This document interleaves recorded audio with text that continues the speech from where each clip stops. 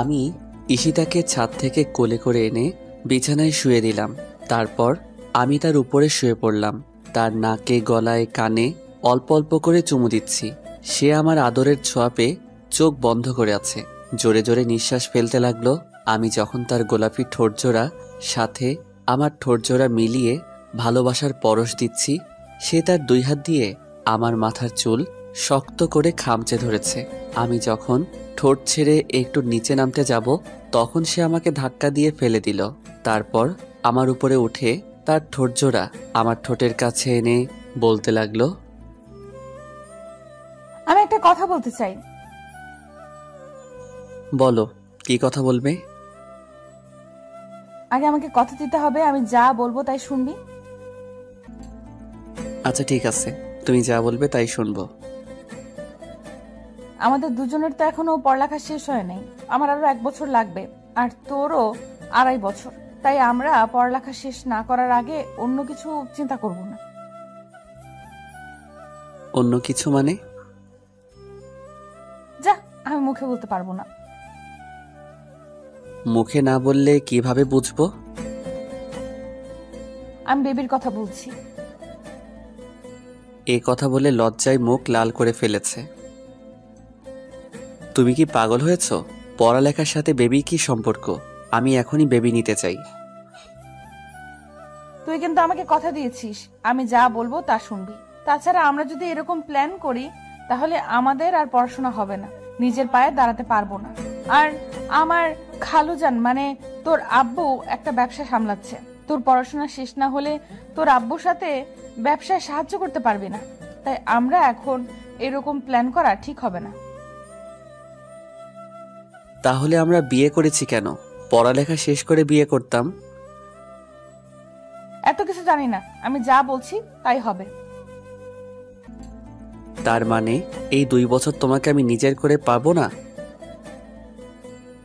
না। কি বলছো? তুমি পাগল পেয়েছো? বিয়ের পরে বউকে নিজের করে পাবো না, আদর করতে পারবো না, এ কথা বললেই হলো? মানি না আমি। তুমি আমার বিয়ে করা বউ, আমি যা বলবো তা শুনতে হবে। কি বলছিস তুই? আমাকে কথা দিয়েছিস, আমি যা বলবো তাই শুনবি। কিন্তু এতদিন তোমাকে কাছে না পেয়ে থাকতে পারবো? কে বললো আমাকে কাছে পাবি না? আমি তো সব সময় তোর সাথেই থাকবো। সাথে থাকলে কি হবে তোমাকে নিজের করে না পেলে? আরে পাগল, আমি তো সব সময় তোরই থাকবো, আর আমি তো আমাদের ভালোর জন্যই বলছি। আমার রাগ উঠে গেল। 2 বছর কিভাবে থাকবো? লাগবে না সব সময় তোমাকে আমার। আমি ধাক্কা দিয়ে উপর থেকে নামিয়ে বিছানার একপাশে শুয়ে পড়লাম। আমার বাবুটা দেখি খুব রাগ করেছে। দেখি বাবু, এদিকে আসো। এই কথা বলে আমাকে কাছে টেনে নিল। তারপর আমার 2 গালে কয়েকটা পাপ্পি দিয়ে আমাকে জড়িয়ে ধরলো। আমি তার জড়িয়ে ধরার কোনো রেসপন্স দিচ্ছি না। কি হলো? জড়িয়ে ধরো আমাকে। জড়িয়ে ধরে কি হবে? আমি বলছি জড়িয়ে ধর, না হলে কিন্তু আমি রুম থেকে চলে যাব। কি আর করা, বাধ্য হয়ে মেনে নিতে হলো। তা না হলে শাকচুন্নির রুম থেকে বাহির হয়ে যাব। আর বাসর রাতে বউ রুম থেকে বাহির হওয়া মানে একটা গন্ডগোল লাগা। আমি আর কিছু না বলে জড়িয়ে ধরলাম। সাথে সাথে আমার বুকে এসে শুয়ে পড়ল। আমি কপালে একটা চুমু দিয়ে তাকে শক্ত করে জড়িয়ে ধরলাম। সকালে কারোর চুলের পানি দিয়ে আমার ঘুম ভাঙল। তাকিয়ে দেখি আমার শাকচুন্নি কিছুক্ষণ আগে মনে হয় শাওয়ার নিয়েছে। পরনে আকাশি কালার একটা শাড়ি, চুলগুলো থেকে টপ টপ করে পানি পড়ছে। সে পানি মনে হয় আমার মুখে দিয়েছিল। সে তার রেশমি কালো চুলগুলো ঘাড়ের এক সাইডে করে তোয়ালে দিয়ে চুলগুলো মুছছে। তার উন্মুক্ত পিঠে পানির ফোঁটা জমে আছে। কোমরের এক সাইডে শাড়িটা উপরে তোলা, নাভিটা স্পষ্ট দেখা যাচ্ছে। হাই আল্লাহ, এভাবে যদি আমার সামনে থাকে তাহলে 1 বছর কেন, একদিন নিজেকে কন্ট্রোল রাখা আমার পক্ষে অসম্ভব হবে। আমি আস্তে আস্তে উঠে পিছন থেকে তার কোমরে হাত দিয়ে জড়িয়ে ধরলাম। সে একটু কেঁপে উঠল। এই কি করছিস? আমি আর কোনো কথা না বলে তাকে কোমর ধরে টেনে এনে খাটে আমার কোলে বসিয়ে দিলাম। সে ছাড়ো বলে চিল্লাতে লাগলো। সে নিজেকে ছাড়িয়ে নেওয়ার চেষ্টা করছে না। দিব্যি আমার কোলে বসে আছে। আমি তার হাত থেকে তোয়ালেটা নিয়ে তার ভেজা চুলগুলো মুছতে লাগলাম। কি শুরু করে দিয়েছিস সকালবেলা? আমাকে নিচে যেতে হবে, সব মেহমানরা আছে, নাস্তা মাস্তা তৈরি করতে হবে না? চুপ, একদম চুপ। নতুন বউয়েরা প্রথম দিন কোনো কাজকর্ম করে না। কে বললো তোকে এ কথা? আর আমি নতুন বউ হয়েছি তো কি হয়েছে? এটা তো আমার খালামণির বাড়ি। চুপ করো, কোনো কাজকর্ম করতে হবে না, তুমি শুধু আমার কাজ করবা। আরে নতুন বউ সকালে নিচে না গেলে সবাই কি বলবে? কিচ্ছু বলবে না। আমি তার চুলগুলো মুছে তার গলায় কানে চুমু দিতে লাগলাম। সে শিহরিত হয়ে উঠল। কি করছিস? আমার কেমন জানি লাগছে। কেমন লাগছে বলো? না ছাড় বলছি আমাকে। জোরাজোরি শুরু করে দিল। ছাড়বো না, তার আগে পাপ্পি দাও। কেন? রাতে অনেকগুলো দিয়েছি, এখন আবার কেন? রাতে দিয়েছ তো কি হয়েছে? দিনে 20টা করে পাপ্পি দিতে হবে, তার একটা কম হলে আমারটা আমি আদায় করে নিব। যা, দিনে এতগুলো পাপ্পি দিতে পারবো না। দিতে পারবে না তো সমস্যা নাই, অন্য কারো কাছ থেকে নিয়ে নেব। কি? না কিছু না। অন্য কারো কাছ থেকে নিয়ে নিবে মানে? বললাম তো কিছু না। এ কথা যদি দ্বিতীয়বার কোনো সময় মুখে শুনি, তাহলে একটা বাড়ি দিয়ে মাথা ফাটিয়ে ফেলবো। হাই হাই, কি বলো? মাথা ফাটিয়ে ফেললে তো আমি মারা যাব, আর তুমি বিধবা হয়ে যাবে। বিধবা হলে হব, তারপরেও কোনো মেয়ের কথা যেন তোর মুখে না শুনি। আচ্ছা ঠিক আছে, শুনবা না, এখন পাপ্পি দাও। না, দিব না। আচ্ছা ঠিক আছে, না দিলে যাও গা, লাগবে না তোমার পাপ্পি। রুচ্চা ছেলে, চোখ বন্ধ কর। চোখ বন্ধ করব কেন? চোখ বন্ধ না করলে দেব না বলে দিলাম। আমি চোখ বন্ধ করলাম, সাথে সাথে আমার দুগালে কয়েকটা পাপ্পি দিয়ে দৌড়ে চলে গেল। আমি ওয়াশরুম থেকে ফ্রেশ হয়ে নিচে গেলাম। সাথে সাথে নানা ভাই আমাকে একটা সোফায় বসিয়ে দিল। তারপর নানান কথা জিজ্ঞাসা করতে শুরু করলো। আমি নানা ভাইয়ের কথা শুনে হাসতে হাসতে শেষ। বউকে কতক্ষণ আদর করেছি, বউকে মন ভরে আদর করেছে কিনা, কিছুদিন পরে খুশির সংবাদ পাবে কিনা, আরও নানান কথা। আমিও বানিয়ে বানিয়ে সব মিথ্যা কথা বলেছি। সকালের নাস্তা করে শাকচুনিকে নিয়ে শ্বশুর বাড়িতে রওনা দিলাম। হায়রে আপ্যায়ন, এতদিন ছিল খালার বাড়ি, এখন হলো শ্বশুর বাড়ি। দুটা অ্যাডজাস্ট হয়ে গিয়েছে, মনে হয় খাওয়াতে খাওয়াতে মেরে ফেলবে। এত আপ্যায়ন আর সম্মান দেখে তো মনে মনে ভাবলাম আরো বছরখানেক আগে বিয়ে করলাম না কেন। এক রাত শ্বশুর বাড়িতে থেকে আবার আমার শাকচুন্নিকে নিয়ে নিজের বাড়িতে আসলাম। তারপর থেকে চলতে লাগলো আমাদের দিন। শাকচুন্নি এত কাজ করতে পারে আমি কল্পনাও করতে পারিনি। আম্মুর কোনো কাজ করতে হয় না, সব কাজ শাকচুন্নি করে।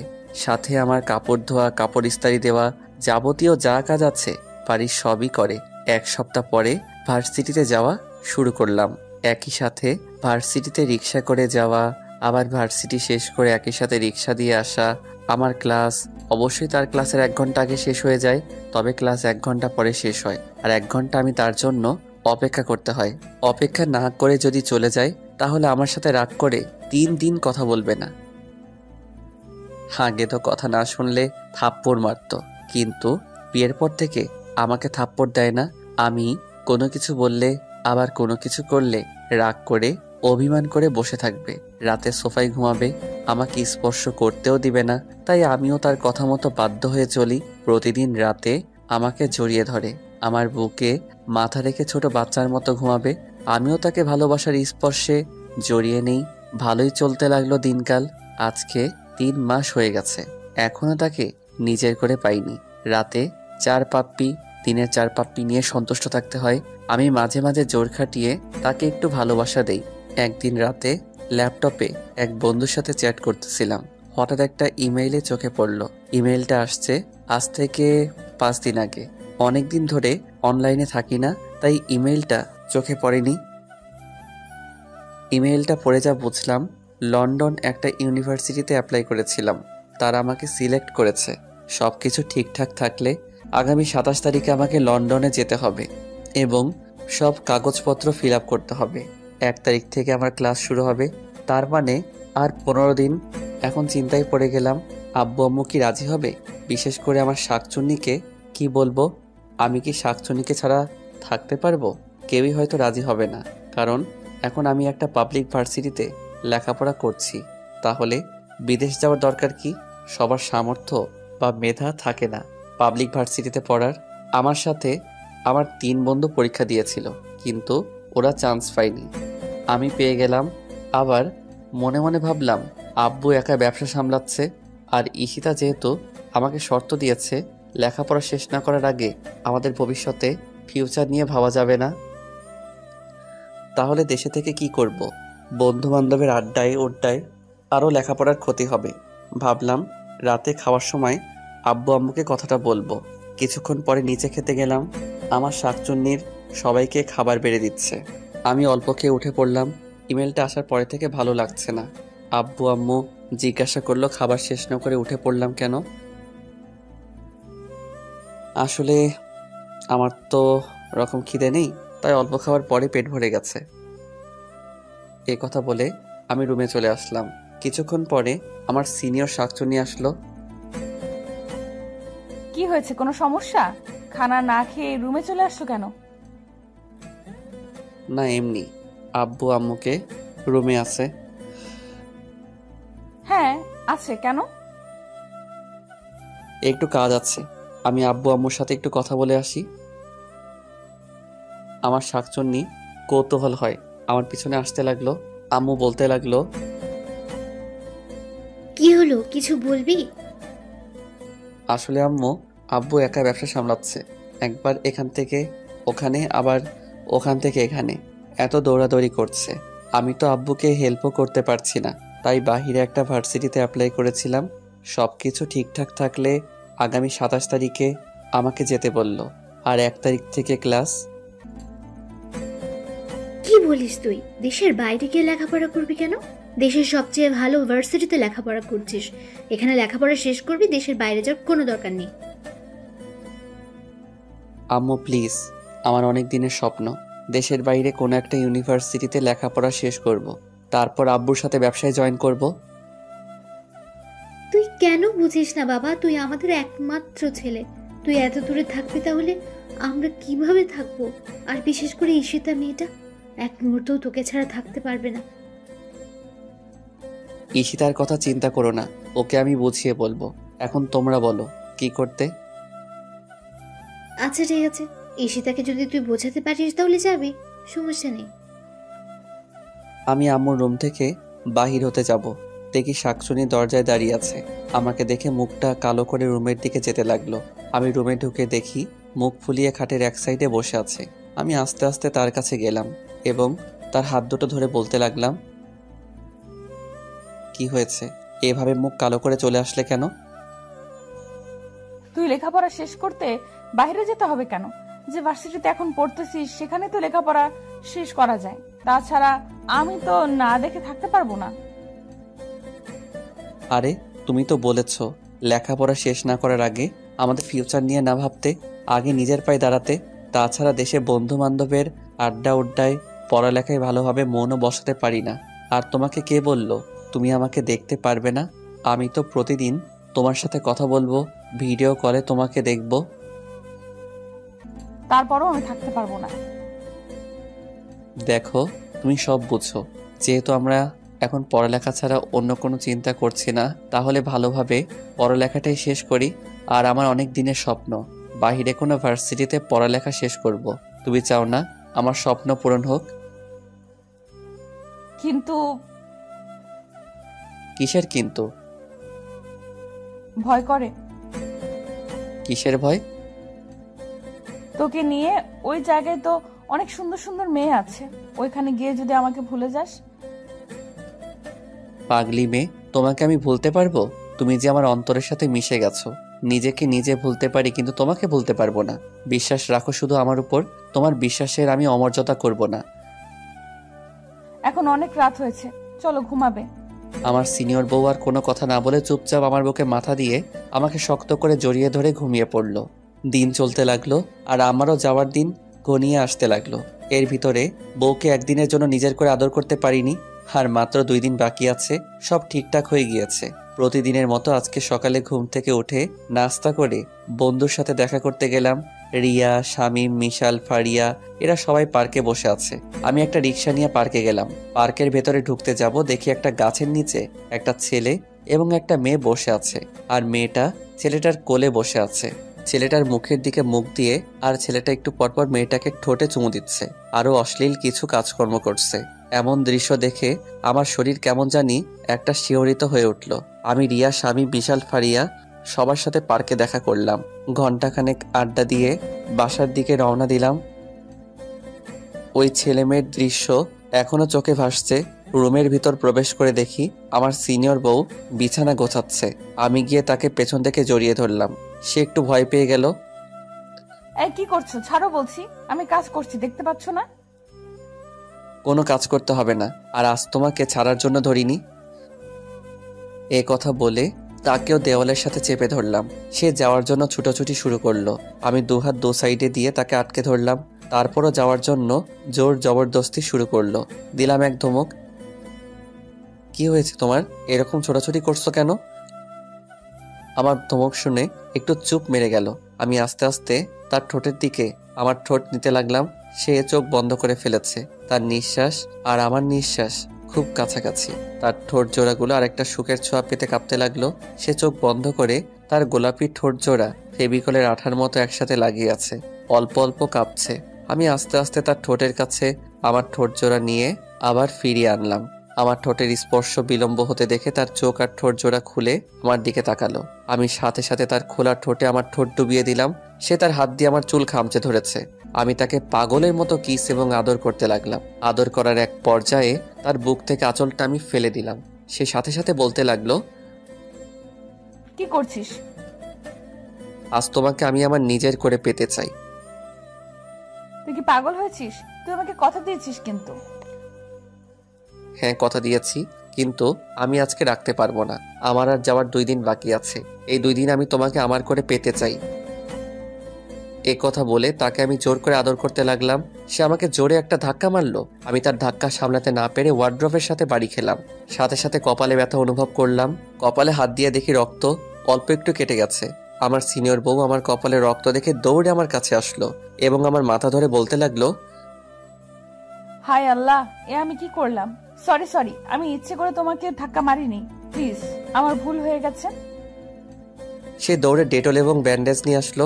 আমার মাথা ব্যান্ডেজ দিয়ে বাঁধতে যাবে, আমি এক ঝটকা দিয়ে তার হাত সরিয়ে ফেললাম এবং মাথায় হাত দিয়ে রাগ করে রুম থেকে বের হয়ে গেলাম। সে পিছন থেকে কান্না করতে লাগলো আর বলতে লাগলো, কোথায় যাচ্ছিস? আমার ভুল হয়ে গেছে। আমি তার কোনো কথা শুনলাম না।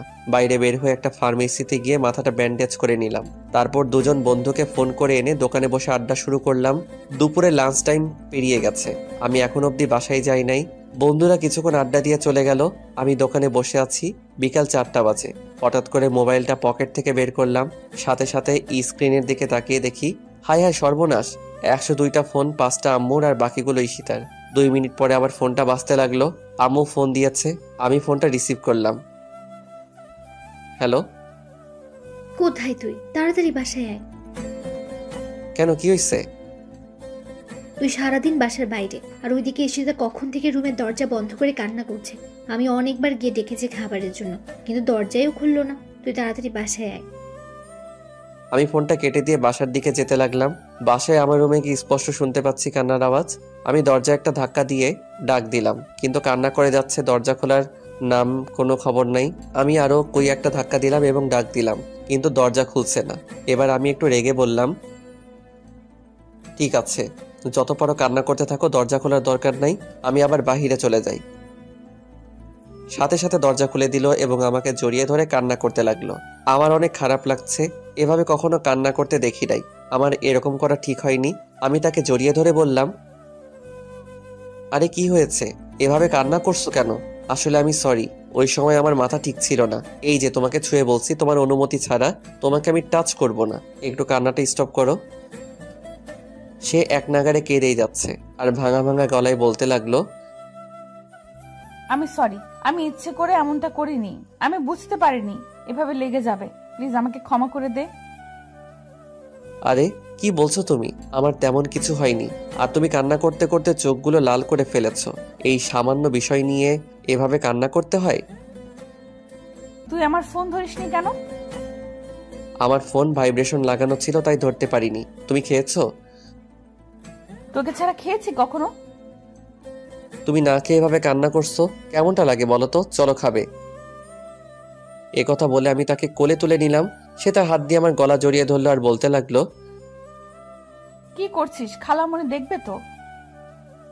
আম্মু দেখলে দেখুক, আমার বউকে আমি কোলে নিব। আর কি? আমি ঈশিতাকে কোলে নিয়ে সিঁড়ি দিয়ে নিচতলায় নামছি। এমন সময় আম্মু হুট করে কোথায় থেকে যেন এসে পড়ল। আমার সিনিয়র বউ আম্মুকে দেখে আমার কোল থেকে নামার জন্য ছটফট করতে শুরু করলো। আমি একটু রাগী লুক নিয়ে তার চোখের দিকে তাকালাম। সে সাথে সাথে চুপটি মেরে গেল। আম্মু বলতে লাগলো, কি হয়েছে ঈশিতার? এতক্ষণ রুমে বসে কান্না করছিল, এখন তুই কোলে নিয়ে নিচে নামছিস, কোনো সমস্যা হয়েছে নাকি? আমার সিনিয়র বউ আম্মুর কথা শুনে লজ্জায় মুখ লাল করে আমার বুকের দিকে মুখ ঘুরালো। আমি থমথমে গলায় বললাম, আসলে ঈশিতার অনেকক্ষণ ধরে নাকি কি জন্য পায়ে ব্যথা করছিল, তাইলে নিচে নেমে খাবার খেতে পারেনি। আমার কথা শুনে আম্মু বলতে লাগলো, বোকামি, এমন বোকামি তো দেখি নাই। পায়ে ব্যথা করলে আমাকে বলবি না? না খেয়ে দরজা বন্ধ করে কান্না করলে পায়ের ব্যথা যাবে? যা, ওকে নিয়ে উপরে যা, তারপর পায়ে ব্যথার মলম লাগিয়ে দে। আমি তোদের দুজনের জন্য খাবার নিয়ে আসছি। আমি আমার সিনিয়র বউকে কোলে করে রুমে নিয়ে আসলাম। সে সাথে সাথে আমার কোল থেকে নেমে পড়ল। তারপর বলতে লাগলো, আমি বলছি না খালামণি দেখে ফেলবে? আরে আম্মু দেখেছে তো কি হয়েছে? যা, খালামণির সামনে বুঝি আমার লজ্জা করে না? খালামণি এখন কি ভাববে? আরে আমার লজ্জাপতি সিনিয়র বউ, আম্মু কিছু ভাববে না। ছেলে তার ছেলের বউকে করে নিয়েছে, তাতে কি ভাবার আছে? একটা বাড়ি দিয়ে মাথা ফাটিয়ে ফেলবো। ও মা, আমি আবার কি করলাম? মাথা ফাটাবে কেন? সিনিয়র বউ বলিস কেন? শুধু বউ বলতে পারিস না? আচ্ছা ঠিক আছে, সিনিয়র বউ বলবো না, সিনিয়র শাকচুন্নি বলবো। কি বললি? না কিছু না। কিছু না মানে? তুই সিনিয়র শাকচুন্নি বললি কেন? সরি, মুখ ফসকে বের হয়ে গিয়েছে। মুখ ফসকে বের হয়নি, তুই ইচ্ছাকৃত ভাবে বলেছিস। আজকে খাইছি তোরে আমি। আরে কি করছো? ছাড়ো আমাকে। তোমার না পায়ে ব্যথা? কিসের ব্যথা? ও মা, আম্মুকে না বললাম তোমার পায়ে ব্যথা? এখন আম্মু যদি এসে দেখে তুমি ব্যথা নিয়ে তার ছেলের গলা চেপে ধরে আছো, তাহলে আম্মুও বুঝে ফেলবে যে তোমার পায়ে খুব ব্যথা নেই। তোমাকে আমি এমনি এমনি কোলে নিয়েছিলাম। ও হ্যাঁ, তাই তো। এখন চুপচাপ সোফায় বসে পড়ো, আমি তোমার পায়ে মলম লাগিয়ে দেই। মলম লাগাবি কেন? আমার পায়ে তো ব্যথা নাই। আরে আম্মু না বললো তোমার পায়ে মলম লাগিয়ে দেওয়ার জন্য? আচ্ছা ঠিক আছে। আমি আমার সিনিয়র বউয়ের পায়ে মলম লাগিয়ে দিচ্ছি। এমন সময় আম্মু খাবার নিয়ে রুমে আসলো। দুজনে হাত মুখ ধুয়ে এসে খাবার খেতে বসলাম। কিন্তু আমার শাকচুনি নাকি খেতে পারবে না। আমি তো জানি শাকচুন্নি কি জন্য বলল খেতে পারবে না। আমি নিজের হাতে শাকচুন্নিকে খাইয়ে দিলাম। শাকচুন্নির ছোট বাচ্চার মতো ভাত চিবানো দেখলে আর যে কি ভালো লাগে তা বলে বোঝাতে পারবো না। খাওয়া দাওয়া শেষ করে ছাদে দুজনে কিছুক্ষণ আড্ডা দিলাম। আমার যাওয়ার আর 2 দিন বাকি আছে, কিছু শপিং করতে হবে। তাই বিকেলে বাসা থেকে বের হলাম শপিং করার জন্য। কিন্তু শাকচুন্নি আমার সাথে শপিংয়ে যাবে না। শপিং করতে নাকি ওর ভালো লাগে না। শপিং করে রাতে বাড়ি ফিরলাম। রাতের খাবার খেয়ে খুব ক্লান্ত লাগছে। রুমে গিয়ে বিছানায় গাটা এলিয়ে দিলাম। কিছুক্ষণ পরে আমার শাকচুন্নি রুমে আসলো। এসে দেখে আমি বিছানায় শুয়ে আছি, তাই জিজ্ঞেস করলো, তোমার কি শরীর খারাপ? আমি মাথা ঝাঁকিয়ে দিয়ে না বললাম। আমার মাথা ঝাঁকি দেখে রেগে বলল, মুখে কি কোনো কিছু ঢুকছে নাকি ইঁদুর বিড়াল টিড়াল? মুখে কথা বোঝা যায় না। আমি তার কথার কোনো উত্তরই দিলাম না। বালিশের নিচ থেকে মোবাইলটা বের করে টিপতে লাগলাম।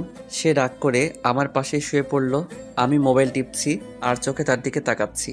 সে এপাশ ওপাশ করছে, কি যেন বলবে মনে হয়, কিন্তু আমার অবস্থা দেখে রাগে কিছু বলতে পারছে না। আমি দিব্যি মোবাইল টিপেই যাচ্ছি। সে অনেকক্ষণ নড়াচড়া করে, আমার কাছে ঘেঁষতে লাগলো। তারপর আমি এক নাগাড়ে মোবাইল টিপেই যাচ্ছি। সে এবার আর চুপ থাকতে পারিনি, বলতে শুরু করলো, কি আছে মোবাইলে? এইভাবে মোবাইল টিপছো? ওখানে গিয়ে যদি এইভাবে মোবাইল টিপো তাহলে লেখাপড়া তো কারে উঠবে? আমি তার কোনো কথা জবাব দিচ্ছি না। সে এবার আমার বুকে চলে আসলো এবং আমার হাত থেকে মোবাইলটা ছো মেরে নিয়ে নিল। কি করছো? আমার উপরে আসলা কেন? উপরে আসলাম মানে? দুপুরে আমি তোমাকে কথা দিয়েছি, তোমার অনুমতি ছাড়া তোমাকে টাচ করব না। তুমি আমাকে কথা দিয়েছো টাচ করবা না, কিন্তু আমি তো কথা দেইনি আমি আমার স্বামীর উপর আসবো না। তাতে তোমার কি? হ্যাঁ, মানে তুমি আমার উপরে আসবা আর আমার কিছু না? না তোমার কিছু না। দুপুরের জন্য এখনো আমার উপর রাগ করে আছো? আচ্ছা ঠিক আছে, দুপুরের জন্য আমি সরি। আমি ইচ্ছে করে এমনটা করিনি, খুব লেগেছিল না? আমি কোনো কথা বললাম না। কি হলো, কথা বলবা না? আচ্ছা ঠিক আছে, আমি আদর করে দিচ্ছি। এই কথা বললে আমার কপালে কয়েকটা চুমু দিল, তারপর বলল, এখন ঠিক আছে তো? এখন তো রাগ কমেছে নিশ্চয়ই? না, এখনো রাগ কমেনি। কি হলো বলো, এখনো রাগ কমেনি? তাহলে কি করলে রাগ কমবে তোমার? এক কাজ করো, আমাকে শক্ত করে জড়িয়ে ধরো, তাহলেই তোমার রাগ কমে যাবে। কি লজিক, শক্ত করে জড়িয়ে ধরলে রাগ কমে যাবে? কি হলো, ধরো না কেন? না, ধরবো না। না ধরলে দুপুরে যে জায়গায় ব্যথা পেয়েছো সেই জায়গায় দিব একটা। কি দিবা? বাঁশ দিয়া বাড়ি। কি? না কিছু না। কিছু মানে? তুমি যে বললা বাঁশ দিয়ে বাড়ি দিবা। না বাবু, আমি বাঁশ দিয়া বাড়ির কথা বলি নাই, আমি চুমুর কথা বলছি। এই যে আরেকটা চুমু দিচ্ছি, এবার তো জড়িয়ে ধরো প্লিজ। আমি কিছু না বলে পাগলিটাকে জড়িয়ে ধরলাম। সে আমার বুকে মাথা দিয়ে শুয়ে পড়ল। হঠাৎ করে লক্ষ্য করলাম সে ঘুমাচ্ছে না, নড়াচড়া করছে আর বারবার আমার বুক থেকে মাথা তুলে আমাকে দেখছে। আগে তো এরকম করেনি। আমার বুকে শোয়ার সাথে সাথে ঘুমিয়ে পড়ে। হঠাৎ করে আমাকে বলতে লাগলো, এই কি? এই কি? একটা কথা বলবো? হ্যাঁ বলো। আমি না হ্যাঁ বলো। আমি না কি? তুমি না? আমি না আরে কি আমি না আমি শুরু করছো? আমি মুখে বলতে পারবো না, কানে কানে বলবো। আচ্ছা ঠিক আছে বলো। আমার সিনিয়র বউ কানে কানে যে কথা বলল তা শুনে আমার চোখ চরকগাছ হয়ে গিয়েছে। সে নাকি আমার আদর পেতে চায়, আমার ভালোবাসা পেতে চায়, আমার স্পর্শ চায়। কিন্তু মাগার বেবি টেবির প্ল্যান করা যাবে না, সমস্যা নাই। আমি তো এর সুযোগের অপেক্ষায় ছিলাম। সে আমার কানে কানে এ কথা বলে। লজ্জায় আমার বুকে মুখ লুকালো। আমি তার মাথাটা আমার বুক থেকে তুললাম, তারপর তার দিকে তাকালাম। সে চোখ বন্ধ করে আছে আর আমি এই সুযোগে আমার ঠোঁট তার ঠোঁটের কাছে কাছে নিতে লাগলাম। তার শ্বাস প্রশ্বাস আমার মুখের উপরে পড়ছে, তার বুক দ্রুত ওঠানামা করছে। আমি বুঝতে পারছি একসময় তার ঠোঁটের সাথে আমার ঠোঁট এক হয়ে যায়। সে নিজেকে সামলাতে পারছে না, আমার প্রতিটি ছোঁয়ায় সে কেঁপে উঠছে। একসময় দুজন দুজনের মাঝে হারিয়ে যেতে লাগলাম। 2টা দিন খুব ভালোভাবে কেটেছে। এই 2টা দিন হিসাব করলে জীবনের সবচেয়ে আনন্দময় দিন ধরা যেতে পারে। আজকের বিকাল 5টা বাজে আমার ফ্লাইট। যাওয়ার সময় বন্ধু বান্ধব, আত্মীয় স্বজন সবার কাছ থেকে বিদায় নিয়ে গাড়িতে উঠলাম। আমার খুব খারাপ লাগছে, বন্ধু বান্ধব সবাইকে ছেড়ে এত দূরে চলে যাচ্ছি। ভাবতেই কেমন যেন একটা কষ্ট লাগছে। বন্ধু বান্ধবের সাথে কত আড্ডা উড্ডা দিলাম, হাসি রং তামাশায় খেলাধুলায় জীবনটাকে মাতিয়ে তুলেছিলাম। আর হয়তো সেই সোনালি দিনগুলো জীবনে ফিরে আসবে না। শত ইচ্ছে করলেও সব বন্ধু বান্ধব এক হয়ে আর আড্ডা দিতে পারবো না, কারণ ততদিনে হয়তো সবাই যার যার কর্মজীবন নিয়ে ব্যস্ত হয়ে পড়বে। গাড়িতে বসে আছি, গাড়ির ভিতরে কারো মুখের দিকে তাকাতে পারছি না। সবার মুখ কালো হয়ে আছে। হয়তো আপনজন দূরে চলে গেলে যে একটা কষ্ট বুকে জমা হয়, সেই কষ্ট থেকে আপনা আপনি মুখ কালো হয়ে যায়। গাড়ি এয়ারপোর্টে গিয়ে পৌঁছালো। এখন সবাই থেকে বিদায় নিয়ে ভিতরে ঢোকার পালা। মা বাবার সামনে গিয়ে দাঁড়ালাম। চোখ দুটো ঝাপসা হয়ে আসছে। মা বাবাকে স্পষ্ট দেখতে পাচ্ছি না। বিদায়টা এত কষ্টের হয় কেন? মা বাবার সামনে দাঁড়াতেই টপ টপ করে চোখ থেকে পানি পড়তে লাগলো। আমার মা আমাকে জড়িয়ে ধরে হাউমাউ করে কেঁদে দিলেও সাথে বাবাও। আমিও তাদেরকে জড়িয়ে ধরে কেঁদে দিলাম। ঈশিতার দিকে তাকিয়ে দেখি বারবার ওড়না দিয়ে মুখ মুছছে, চোখ দুটো লাল হয়ে আছে। মামা এসে আব্বু আম্মুকে বলতে লাগলো, ওকে জড়িয়ে ধরে যদি এইভাবে কান্না করতে থাকো তাহলে ও যাবে কিভাবে? ফ্লাইট মিস করবে তো। আব্বু আম্মু নিজেদেরকে সামলে নিল। তারপর আম্মু আমাকে কপালে চুমু দিয়ে বলতে লাগলো, বাবা সাবধানে থাকবি, ঠিকমতো খাওয়া দাওয়া করবি, বেশি রাত জাগবি না, তোর তো আবার রাত জাগার অভ্যাস আছে। আর ঠিকমতো লেখাপড়া করবি, কারোর সাথে ঝগড়া বিবাদ করবি না, খারাপ মানুষ থেকে দূরে থাকবি, খারাপ কোনো জিনিসই খাবি না, সময় পেলেই আমাকে ফোন দিবি। আরো নানান উপদেশ দিতে লাগলো। হঠাৎ করে বলতে লাগলো, ওই দেখ ঈশিতা মেয়েটা কিভাবে কান্না করছে, যা মেয়েটাকে কিছু বলে আয়। আমি আস্তে আস্তে আমার শাকচুনির কাছে গিয়ে দাঁড়ালাম। সাথে সাথে শাকচুনি আমাকে জড়িয়ে ধরে ফুপিয়ে ফুপিয়ে কান্না শুরু করে দিল। আমি তাকে জড়িয়ে ধরে বললাম, আরে পাগলি, এভাবে কাঁদলে আমি যাব কিভাবে? আমার যে ফ্লাইটের টাইম হয়ে গেছে, যাবার সময় এভাবে কাঁদলে আমি যেতে পারবো? কিন্তু আমার শাকচুনি আমার কোনো কথাই শুনছে না, কেঁদেই চলেছে। আমি আব্বু আম্মুর কাছ থেকে বিদায় নিয়ে ঈশিতার সামনে গিয়ে দাঁড়ালাম। সাথে সাথে আমাকে জড়িয়ে ধরে কান্না শুরু করে দিল। আমি তাকে কি বলে সান্ত্বনা দিব, ভাষা খুঁজে পাচ্ছি না। কিছুক্ষণ পরে আমি তার মাথাটা আমার বুক থেকে তুলে তার চোখে পানি মুছে দিয়ে বললাম, যেভাবে কান্না করছো মনে হচ্ছে আমি তোমাকে ছেড়ে আজীবনের জন্য চলে যাচ্ছি। এইভাবে কান্না করলে আমি যেতে পারবো? আমি তোমার সেই মিষ্টি হাসি মাখা মুখটা দেখে যেতে চাই। কি দিবা না সেই হাসি মাখা মুখে বিদায়? আমার কথা শুনে মাথা ঝাঁকি দিয়ে বলল, হ্যাঁ দিব। তাহলে চোখের পানি মুছো আর তাকাও আমার দিকে। আমি তার কাঁধের উপর দুহাত দিয়ে বললাম, একদম টেনশন করবা না আমাকে নিয়ে। আমি তোমাকে প্রতি মিনিটে ফোন দিব, ঠিকঠাক মতো খাওয়া দাওয়া করবে, হ্যাঁ? আর আব্বু আম্মুর খেয়াল রেখো। বাসা থেকে ভার্সিটি ছাড়া বাহিরে যাওয়ার দরকার নাই। এখন তুমি কোনো মেয়ে না, কারো স্ত্রী, কারো বাড়ির বউ। সাবধানে চলাফেরা করবা। যদি পারো যে বোরকাটা পরে আমার সাথে বাজারে গিয়েছিলা সেই বোরকাটা পরে বাহিরে বের হবা। কেউ যেন আমার রেখে যাওয়া আমানতের দিকে নজর দিতে না পারে। কি হলো, কথা বলো না কেন? তুমি যেভাবে বলবা আমি সেভাবেই চলবো। কেউ তোমার আমানতের দিকে নজর দিতে পারবে না। আমি আমার সিনিয়র বউয়ের কপালে একটা চুমু দিয়ে বললাম, তাহলে এখন একটু হাসো, আমার যাওয়ার সময় হয়ে গিয়েছে। ঈশিতা একটা মুচকি হাসি দিল, কিন্তু সেই হাসিতে কোনো প্রাণ নেই। আসলে প্রিয় এবং কাছের মানুষ যদি দূরে কোথাও চলে যায়, সেই কাছের মানুষকে বিদায় দেওয়াটা যে কতটা কষ্টের মুহূর্ত শুধু তারাই অনুভব করতে পারবে, যারা কাছের এবং প্রিয় মানুষকে দূরে কোথাও যাওয়ার সময় বিদায় দিয়েছে। আমি বললাম, তাহলে আসি। এ কথা বলার সাথে সাথে ঈশিতা আমার বুকে ঝাঁপিয়ে পড়ল আর বলতে লাগলো, আমি তোমাকে ছাড়া থাকতে পারবো না। পাগলিবে, আমি তো আজীবনের জন্য চলে যাচ্ছি না, মাত্র তো কয়েকটা বছর, তারপর তো আবার তোমার কাছে ফিরে আসবো। এইভাবে কান্না করলে আমি তো যেতে পারবো না। প্রিয় মানুষগুলোকে হাসি মুখে বিদায় দিতে হয়। ঈশিতা একটু স্বাভাবিক হয়, নাক টানতে টানতে বলতে লাগলো, যেভাবে যাচ্ছ সেভাবে ফিরে আসবা। হ্যাঁ আসবো। আর ওই জায়গায় কিন্তু অনেক সুন্দর সুন্দর মেয়েরা আছে, দেখতে সেম বান্দরের মতো। ওদের সুন্দরের লোভে পড়বা না।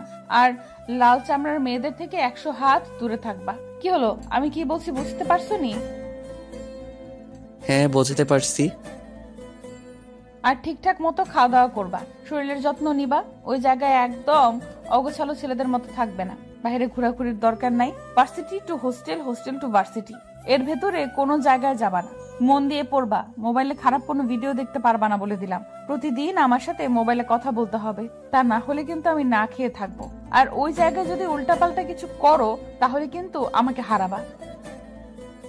তোমাকে হারাবো মানে? আমি স্টেট মারা। কথাটা শেষ করতে দেই নাই, তার আগে তার মুখে হাত দিয়ে চেপে ধরলাম। চুপ, একদম এ কথা বলো না। তুমি যেভাবে বলবা সেইভাবেই ওই জায়গায় চলবো। তুমি একদম আমাকে নিয়ে টেনশন করবা না। আমি তোমারই আছি, তোমারই থাকবো, বুঝতে পেরেছো? ঈশিতা মাথা ঝাঁকি দিয়ে বলল, হ্যাঁ। এখন তাহলে আমি যাই। আচ্ছা ঠিক আছে, যাই বলি না, বলো আসি। আচ্ছা, আসি তাহলে। সবার কাছ থেকে বিদায় নিয়ে এয়ারপোর্টের ভিতরে ঢুকবো। এয়ারপোর্টের টার্মিনালের বাহিরে শেষ কদমটা রাখার আগে পিছনে একবার ঘুরে দাঁড়ালাম। দেখি আব্বু আম্মু নির্বাক হয়ে দাঁড়িয়ে। আম্মু চোখের জল মোছার ব্যর্থ চেষ্টা করতেছে, কিন্তু পারছে না। কোনো বাবা মা প্রিয় সন্তানকে দূরে কোথাও পাঠানোর সময় স্বাভাবিক থাকতে পারে না। ঈশিতার দিকে একবার তাকালাম, চাতক পাখি নয়নজোড়ার মতো তীক্ষ্ণ দৃষ্টি নিয়ে আমার যাবার পথের দিকে তাকিয়ে আছে। আমি খেয়াল করে দেখলাম আমার চোখ দুটি ঝাপসা হয়ে আসছে। চোখের কোণে কয়েক ফোঁটা নোনা জল এসে জড়ো হয়েছে। আর পিছনে না তাকিয়ে সোজা ভিতরে চলে গেলাম। বিমান লন্ডনের উদ্দেশ্যে উড়াল দেওয়ার কিছু মুহূর্ত আগে বড় একটা নিঃশ্বাস নিয়ে আমার সোনার দেশের মাটির ঘ্রাণ নিলাম। আব্বু আম্মুর আর রিশতার বলা কথাগুলো মনের গোপন সিন্দুক কোটায় জমা করে রাখলাম, যেন সেখান থেকে বের করে তা অক্ষরে অক্ষরে পালন করতে পারি। চলে আসলাম সেই জীবন স্বপ্ন পূরণের ভার্সিটিতে। 2 দিন হোস্টেলে থাকলাম।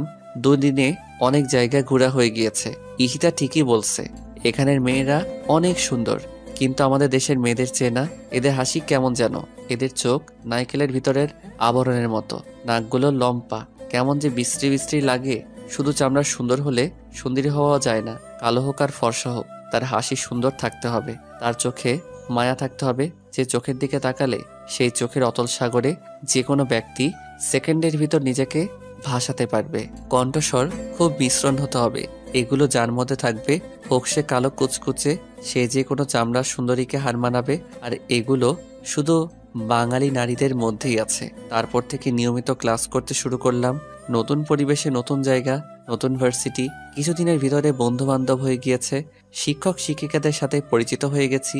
চলতে শুরু করলাম আমার স্বপ্ন পূরণ বাস্তবায়ন করার পথে। সময় পেলেই আব্বু আম্মু আর ঈশিতার সাথে কথা বলি। কথা বলার পর কোনো কিছুই ভালো লাগে না। আব্বু আম্মু আর ঈশিতার চেহারা চোখের সামনে ভেসে ওঠে। খুব মিস করি বন্ধুদের আড্ডার মজা। জানি যতদিন থাকবো এই দূর দেশে, তো দিন থাকবে প্রিয় মানুষদের সাথে কাটানোর সময়গুলো আমার স্মৃতির ফ্রেমে। দিন চলতে লাগলো, এক এক করে 4টা বছর চলে গেল। বিবিএ ফাইনাল এক্সাম দিয়েছি। 15 দিন পরে রেজাল্ট জানাবে। উপস্থিত হলাম রেজাল্টের দিন ভার্সিটিতে। বছরের 10 জন সেরা ছাত্র, এর ভিতর আমি 3 নাম্বার হয়েছি। বিদায় অনুষ্ঠানে ওই দেশের পররাষ্ট্রমন্ত্রী আমাকে বছরের সেরা ছাত্র পুরস্কার তুলে দিলেন এবং আমার হাতে সরকারি সিলমোহর দিয়ে বিবিএ ডিগ্রিধারী সার্টিফিকেট তুলে দিলেন। আজ আমি অনেক খুশি, আমার স্বপ্ন পূরণ করতে পেরেছি। ইচ্ছে করলে এখন এই মুহূর্তে দেশে যেতে পারি, কিন্তু না, আরও কয়েকটা দিন সুন্দর এই শহর লন্ডনকে দেখব। একটা দিন ঘুরে ঘুরে বিভিন্ন সুন্দর সুন্দর জায়গায় দেখেছি, কিন্তু না, কিছুতেই ভালো লাগছে না। মনটা শুধু ছটফট করছে আব্বু আম্মু আর ঈশিতাকে দেখার জন্য।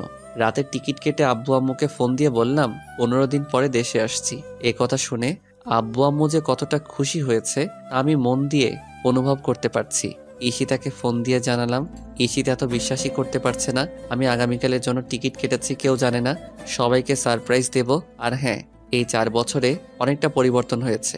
ঈশিতা অনার্স মাস্টার্স কমপ্লিট করে মামার অফিসে চাকরি করছে। আমি অনেকবার বলেছি চাকরি করার দরকার নাই, কিন্তু ঈশিতা বলে, তাহলে লেখাপড়া করেছি কেন? তুমি ইচ্ছে করে চাকরি ছেড়ে দিবে। বন্ধু বান্ধব অনেকেই চাকরি করছে। এর পরের দিন ভোর 6টায় বাংলাদেশের উদ্দেশ্যে রওনা দিলাম। বাড়ির গেটের কাছে এসে দেখি বর দুপুরবেলা দারোয়ান চাচা ঘুমাচ্ছে। চাচাকে ডাক দিলাম। চাচা ঘুম থেকে উঠে বলল, কে তুমি? চাচা আমাকে চিনতে পারছো না? আমি ফারাবি। তুমি ফারাবি? তুমি তো অনেক সুন্দর এবং স্মার্ট হয়ে গিয়েছো। আমি চাচার কথা শুনে হাসতে লাগলাম। গেট দিয়ে আস্তে আস্তে ভিতরে ঢুকছি। দেখি আম্মু মোটরের পাইপ দিয়ে ফুল গাছে পানি দিচ্ছে। পিছন থেকে মার চোখে হাত জোড়া রাখলাম। সাথে সাথে আম্মু তার হাত দিয়ে আমার হাত জোড়া চেপে ধরলো আর বলতে লাগলো, কে আমার এভাবে চোখ ধরেছে? আমার ফারাবি ছাড়া তো কেউ আমাকে এভাবে চোখ ধরে না। কে তুমি? আমি মার চোখ জোড়া ছেড়ে মাকে কোলে তুলে নিলাম। আম্মুর সাথে সাথে ঘুরে আমাকে দেখে কান্না শুরু করে দিল। ফারাবি তুই? আমি তো বিশ্বাস করতে পারছি না। হ্যাঁ আম্মু, আমি তোমার ফারাবি। সাথে সাথে আম্মু আমাকে জড়িয়ে ধরে কান্না শুরু করে দিল আর বলতে লাগলো, কেন যেন আমার মন বলছিল তুই আসবি। তুই না বলেছিলি আরো 15 দিন পরে আসবি? তোমাদের সারপ্রাইজ দেওয়ার জন্য ওই দিন মিথ্যা কথা বলেছিলাম। এখন এভাবে কান্না করো না। আমি তো আর তোমাদেরকে ছেড়ে কখনো যাব না। আব্বু কোথায়? তোর আব্বু অফিসে। তোর আব্বুকে এখনই ফোন দিয়ে জানাচ্ছি। চল বাসায়, ভেতরে চল। বাসার ভিতরে গেলাম, ব্যাগ ট্যাগ রেখে সোফায় বসলাম। আম্মু আব্বুকে ফোন দিয়ে জানিয়ে দিয়েছি। আম্মু তাড়াতাড়ি শরবত এনে দিল। 4 বছর পর মায়ের হাতে কোনো খাবার খাচ্ছি। শরবতটা শেষ করে এদিক ওদিক তাকিয়ে একজোড়া চোখকে খুঁজছি। আম্মু আমি কাকে খুঁজছি তা মানের বুঝে ফেলেছে। ঈশিতাকে খুঁজছিস? ঈশিতা সকালে ওদের বাড়িতে গিয়েছে, বললো আজকে অফিস নেই, বিকেলে চলে আসবে। তুই যেয়ে তোর রুমে রেস্ট কর, আমি ঈশিতাকে ফোন দিয়ে বলছি। না আম্মু, তুমি আগে ফোন দিবা না? আমি ওদের বাসায় গিয়ে ওকে সারপ্রাইজ দেব। আচ্ছা ঠিক আছে, তুই এখন গিয়ে একটু রেস্ট কর, তারপর ওদের বাড়িতে যাবি। আমি আমার রুমে এসে দেখি রুম খুবই পরিপাটি এবং খুব সুন্দর করে গোছানো। আমার বইপত্র কাপড় চোপড় খুব যত্ন করে রাখা। ওয়াশরুম থেকে ফ্রেশ হয়ে বিছানায় গা এলিয়ে দিতেই দু চোখে ক্লান্তির ঘুম এসে জড়ো হয়েছে। দুপুরে আম্মুর ডাকে ঘুম ভাঙলো। ঘুম থেকে উঠে ফ্রেশ হয়ে নিচে নেমে দেখি আব্বু দাঁড়িয়ে আছে। আমি আব্বুকে সালাম করলাম। আব্বু আমাকে জড়িয়ে ধরলো। ঈশিতাটাকে এখন অবধি দেখি নাই। দুপুরে মায়ের হাতে রান্না করা খাবার খুব তৃপ্তি সহকারে পেট ভরে খেলাম। দুপুর পেরিয়ে বিকালের মধুলগ্ন সময়ে আমি ঈশিতাদের দরজার সামনে দাঁড়িয়ে কলিং বেল চাপতে লাগলাম আর যন্ত্রণাদায়ক অপেক্ষা করতে লাগলাম কখন দরজা খুলবে আর আমার সিনিয়র শাকচুন্নিকে দেখব। 1 মিনিট পরে খালামণি এসে দরজা খুলে দিল। হঠাৎ করে আমাকে দেখে খালামণি চমকে উঠল, যেন বিদ্যুতের শক খেয়েছে। ফারাবি তুই? আমি খালামণিকে সালাম করলাম। তুই না বললি 15 দিন পরে আসবি? হ্যাঁ বলছিলাম, কিন্তু তোমাদেরকে সারপ্রাইজ দেওয়ার জন্য আজকে চলে আসছি। হঠাৎ করে লক্ষ্য করে দেখি ড্রয়িং রুমের এক সাইডে কয়েক জোড়া ছেলেদের জুতা রাখা। আমি খালামণিকে জিজ্ঞাসা করলাম, বাসার ভিতরে ছেলেদের জুতো কেন? খালামণি বলল, এগুলো সাকিবের জুতো। সাকিব? কোন সাকিব? সাকিবের জুতা এখানে কেন? আরে তোর মামাতো ভাই সাকিবের জুতো। সাকিব এখানেই থাকে, ওদের অফিস এখান থেকে কাছে, তাই যাতায়াতের সুবিধার জন্য এখানেই থাকে গত 2 মাস ধরে। আর ঈশিতা তো সাকিবদের অফিসেই চাকরি করে। কই ঈশিতা তো আমাকে কথা বলে নাই যে সাকিব ভাইদের অফিসে চাকরি করে। হয়তো তোকে বলতে মনে নেই। এখন আপনাদেরকে সাকিবের কথা একটু বলি। সাকিব আমার বড় মামার ছেলে, আমার চেয়ে 13 বছরের বড়। মাস্টার্স কমপ্লিট করে তাদের অফিসে দেখাশোনা করছে। আচ্ছা বাদ দে, তুই ঈশিতাকে না জানিয়ে হঠাৎ করে চলে আসলি। আমি তো বিশ্বাসই করতে পারছি না। ঈশিতা জানলে কতটা খুশি হবে তুই জানিস? তোর আসার 15 দিন বাকি আছে, সেই কথা শুনে মেয়েটা যে কতটা খুশি হয়েছিল, আমার কান তো একেবারে ঝালাপালা করে ফেলেছে। সারাক্ষণ খালি আমাকে বলে, আম্মু ফারাবি আসার আর 15 দিন বাকি আছে। ফারাবি আগের মতো থাকবে তো নাকি পরিবর্তন হয়ে যাবে? ও মনে হয় বিদেশে থেকে অনেক সুন্দর হয়ে আসবে, আমি ওকে এয়ারপোর্ট থেকে রিসিভ করে আনবো। আরো নানান কথা। তুই দাঁড়া, আমি এক্ষুনি ঈশিতাকে ফোন দিয়ে বলছি। ঈশিতা কোথায় গিয়েছে? ঈশিতা সাকিবের সাথে একটু মার্কেটে গিয়েছে, এক্ষুনি চলে আসবে। না, তোমার ফোন দেওয়ার দরকার নেই, তাহলে সারপ্রাইজ দিতে পারবো না। আচ্ছা ঠিক আছে, ফোন দিব না। তুই ঈশিতার রুমে গিয়ে বস, ঈশিতা আসলে এমন ভাবে বলবো ও চমকে উঠবে। আচ্ছা ঠিক আছে, আমি যাচ্ছি। ঈশিতা আসলে বলবা যে একটা নীল শাড়ি পরে ওর রুমে আসতে। আচ্ছা আচ্ছা বলবো, এমন ভাবে বলবো ও না চমকে পারবে না। আমি ঈশিতার রুমে চলে গেলাম। ওর রুমটা খুব গোছানো। ওর টেবিলের উপর 2টা ছবি রাখা। দুটোটা ছবি আমার দেওয়ালে আমার আর ঈশিতার একটা বড় ফ্রেমের ছবি লাগানো। ঈশিতাকে ছবিটার মধ্যে খুব সুন্দর লাগছে। অনেকক্ষণ হয়ে গেল, ঈশিতার আসার কোনো খবর নাই। আমি যেন আর ধৈর্য ধরতে পারছি না, কখন দেখা হবে আমার ঈশিতার সাথে। ঘড়ির কাঁটা যেন এক জায়গায় থমকে দাঁড়িয়ে আছে, সময় যেন চলতে চাচ্ছে না। এই অপেক্ষাটা যেন একটা ছটফট অনুভূতির অপেক্ষা হয়ে দাঁড়িয়ে আছে। 10 মিনিট পরে খালামণি 1 কাপ আমার পছন্দের জ্যামলি কফি এনে দিল। কফির মগটা হাতে নিয়ে দোতলা বারান্দায় গিয়ে দাঁড়ালাম। শেষ বিকেলের লাল রক্তিম সূর্য অস্ত যায় যায় অবস্থা। হালকা শোষ শব্দ করা প্রবলা বাতাস, সীমাহীন নীল আকাশ, দল বেঁধে শূন্য আকাশে ভেসে বেড়ানো পাখির কিচিমিচি, ব্যস্ত শহরের কোলাহল, মানুষগুলো যার যার নিরে ফিরে যাওয়ার জন্য ছোটাছুটি করছে। আর আমি উদাসীন হয়ে বহমান অপেক্ষায় দাঁড়িয়ে আছি আমার সিনিয়র বউকে দেখব বলে।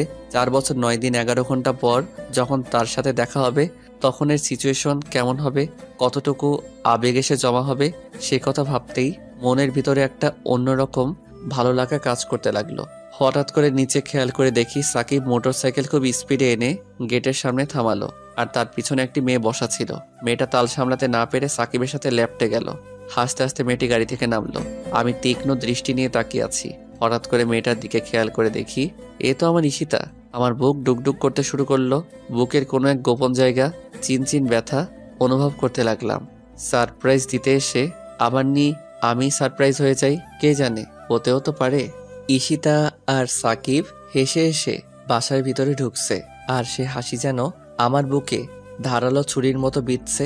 এ আমি কি দেখছি? ঈশিতা এরকম টাইট ফিটিং বোরকা পরে সাকিবের সাথে মার্কেটে গিয়েছিল? আমি ভাবতেও পারছি না 4 বছর পরে এসে আমার ঈশিতাকে এই রূপে দেখব। আমার ঘৃণা হচ্ছে। তার মানে ঈশিতা আমার থেকে দূরে থাকার সুবাদে অফিসের নাম করে এরকম অশ্লীল কাপড় চোপড় পরে মার্কেট করে ঘুরে বেড়াচ্ছে, তাও আবার আরেকজনকে নিয়ে আমার অগোচরে। আর আমাকে ভুলভাল বুঝিয়েছে যে সে সর্বদা পর্দা করে চলে। আমি দোতলা বারান্দা থেকে ঈশিতার রুমে চলে আসলাম। তারপর ঈশিতার রুমের জানালার গ্লাস দিয়ে তাকিয়ে আছি ড্রয়িং রুমে। ঈশিতা আর সাকিব কি করে? এরা দুজন বাসার ভিতরে ঢোকার সাথে সাথে খালামণি বলতে শুরু করলো, এতক্ষণে আসলি? আমি কখন থেকে তোদের জন্য ওয়েট করছি। ঈশিতা বলতে লাগলো, আর বলো না আম্মু, ও আমাকে সারাটা রাস্তা জ্বালিয়ে মেরেছে। আর দেখো আমাকে কি কাপড় পছন্দ করে দিয়েছে। এরকম কাপড় কেউ পরে? সাকিব বলতে লাগলো, দেখো পুপি, ওর কাপড়গুলো খুব সুন্দর না? ওকে কিন্তু খুব মানাবে। ও সারা রাস্তা উল্টো আমাকে জ্বালিয়ে মেরেছে। ওর কাপড়গুলো নাকি সুন্দর না? কত সুন্দর। আর তুই যে শার্ট প্যান্টগুলো আমাকে পছন্দ করে দিয়েছিস সেগুলো তো একেবারে ডাস্টবিন। মোটেও না, আমি যেগুলো তোকে পছন্দ করে দিয়েছি সেগুলো তুই পরলে তোকে অনেক সুন্দর লাগবে। শার্ট প্যান্ট আর টাই পরলে আমাকে এমনিতে হ্যান্ডসাম লাগে, তোর ওই শার্ট প্যান্ট পরলে আমাকে ফকিরের মতো লাগবে। ওরা দুজনের কথা শুনে মনে হচ্ছে ওরা প্রকৃতপক্ষে স্বামী স্ত্রী, আর আমি তৃতীয় পক্ষ ভিলেন হয়ে তাদের মধ্যে এসে পড়েছি। এই তোরা থাম। ঈশিতা, ফারাবির কোন শাড়ি পছন্দ রে? কেন? না, এমনি। নীল আর আকাশী কেন বলতো? না, এমনি। তুই এক কাজ কর, একটা নীল বা আকাশি শাড়ি পরে তোর রুমে যা। আমার রুমে ফারাবের পছন্দের নীল বা আকাশী শাড়ি পরে যেতে হবে কেন? তুই তো রুমে গেলেই দেখতে পাবি। আরে আজিব তো, আমার রুমে গেলে কি দেখতে পাবো? এত কথা বলিস কেন? তুই একটা শাড়ি পরে রুমে গিয়ে দেখ না। আচ্ছা ঠিক আছে, যাচ্ছি। ঈশিতার রুমে গিয়ে একটা আকাশি কালারের শাড়ি পরতে লাগলো, আর দুনিয়ার কৌতূহল এসে ওর মাথায় জমা হতে লাগলো। কে আছে আমার রুমে যে কারণে আম্মু বলল ফারাবির পছন্দের শাড়ি পরতে? আর আমিও বা কেন ফারাবির পছন্দের শাড়ি পরছি? কিছুই বুঝতে পারছি না। ঈশিতার শাড়ি পরা শেষ হলে সাকিব গিয়ে ঈশিতার রুমে ঢুকে। এখানে আসলি কেন? এমনিতে দেখতে আসলাম শাড়ি পরলে তোকে কেমন লাগে। তোর দেখতে হবে না, তুই যা এখান থেকে। বাহ, তোকে তো আকাশি কালার শাড়িতে খুব সুন্দর লাগছে। দেখতে হবে না কার পছন্দের? এই শাড়িটা ফারাবির পছন্দের। ও নিজে আমাকে কিনে দিয়েছিল। ও বলেছিল এই শাড়িতে নাকি আমাকে খুব মানাবে আর অনেক সুন্দর লাগবে, তাই এই শাড়িটা তুলে রেখেছিলাম। ফারাবি যেদিন আসবে ওই দিন ওর সামনে এই শাড়িটা পরে দাঁড়াবো, ওকে চমকিয়ে দেবো আর বলবো, দেখো তোমার দেওয়া শাড়িটা আজও আমি যত্ন করে তুলে রেখেছি, তোমার সামনে পরবো বলে, তোমার মুখ থেকে একবার আমার প্রশংসা শুনবো বলে। বাহ বাহ, দারুণ তো। আমার দেওয়া পছন্দের শাড়ি পরলে বুঝি তোকে সুন্দর লাগবে না? তোর আবার পছন্দ? এইভাবে হাসছিস কেন? আমার দেওয়া শাড়ি পরলে তোকে আরো সুন্দর লাগবে। তোর দেওয়া শাড়ি আমার পরারও দরকার নাই, আর সুন্দর লাগারও দরকার নাই। তোর বউকে তোর শাড়ি, পছন্দের শাড়ি দিস। সর সামনে থেকে। আরে কোথায় যাচ্ছিস? দাঁড়া না। এই কথা বলে সাকিব ঈশিতার হাত ধরে ফেলল। তুই আমার হাত ধরছিস কেন? আমার হাত ছাড়। আচ্ছা ছাড়বো, আগে তোর সাথে কয়েকটা ছবি তুলি। তোকে শাড়িতে যে সুন্দর লাগছে না, আমি তো চোখ সরাতে পারছি না।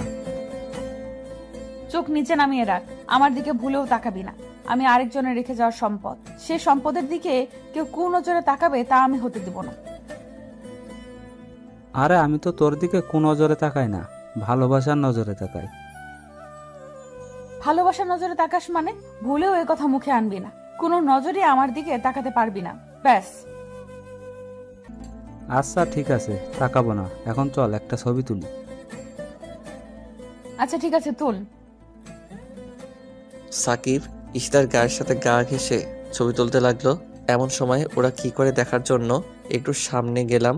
যখন আমি দেখলাম ঈশিতার গায়ের সাথে গা ঘেঁষে সাকিব ছবি তুলছে, তখন আমার বুঝতে বাকি রইল না ঈশিতার সাথে সাকিবের কিছু চলছে।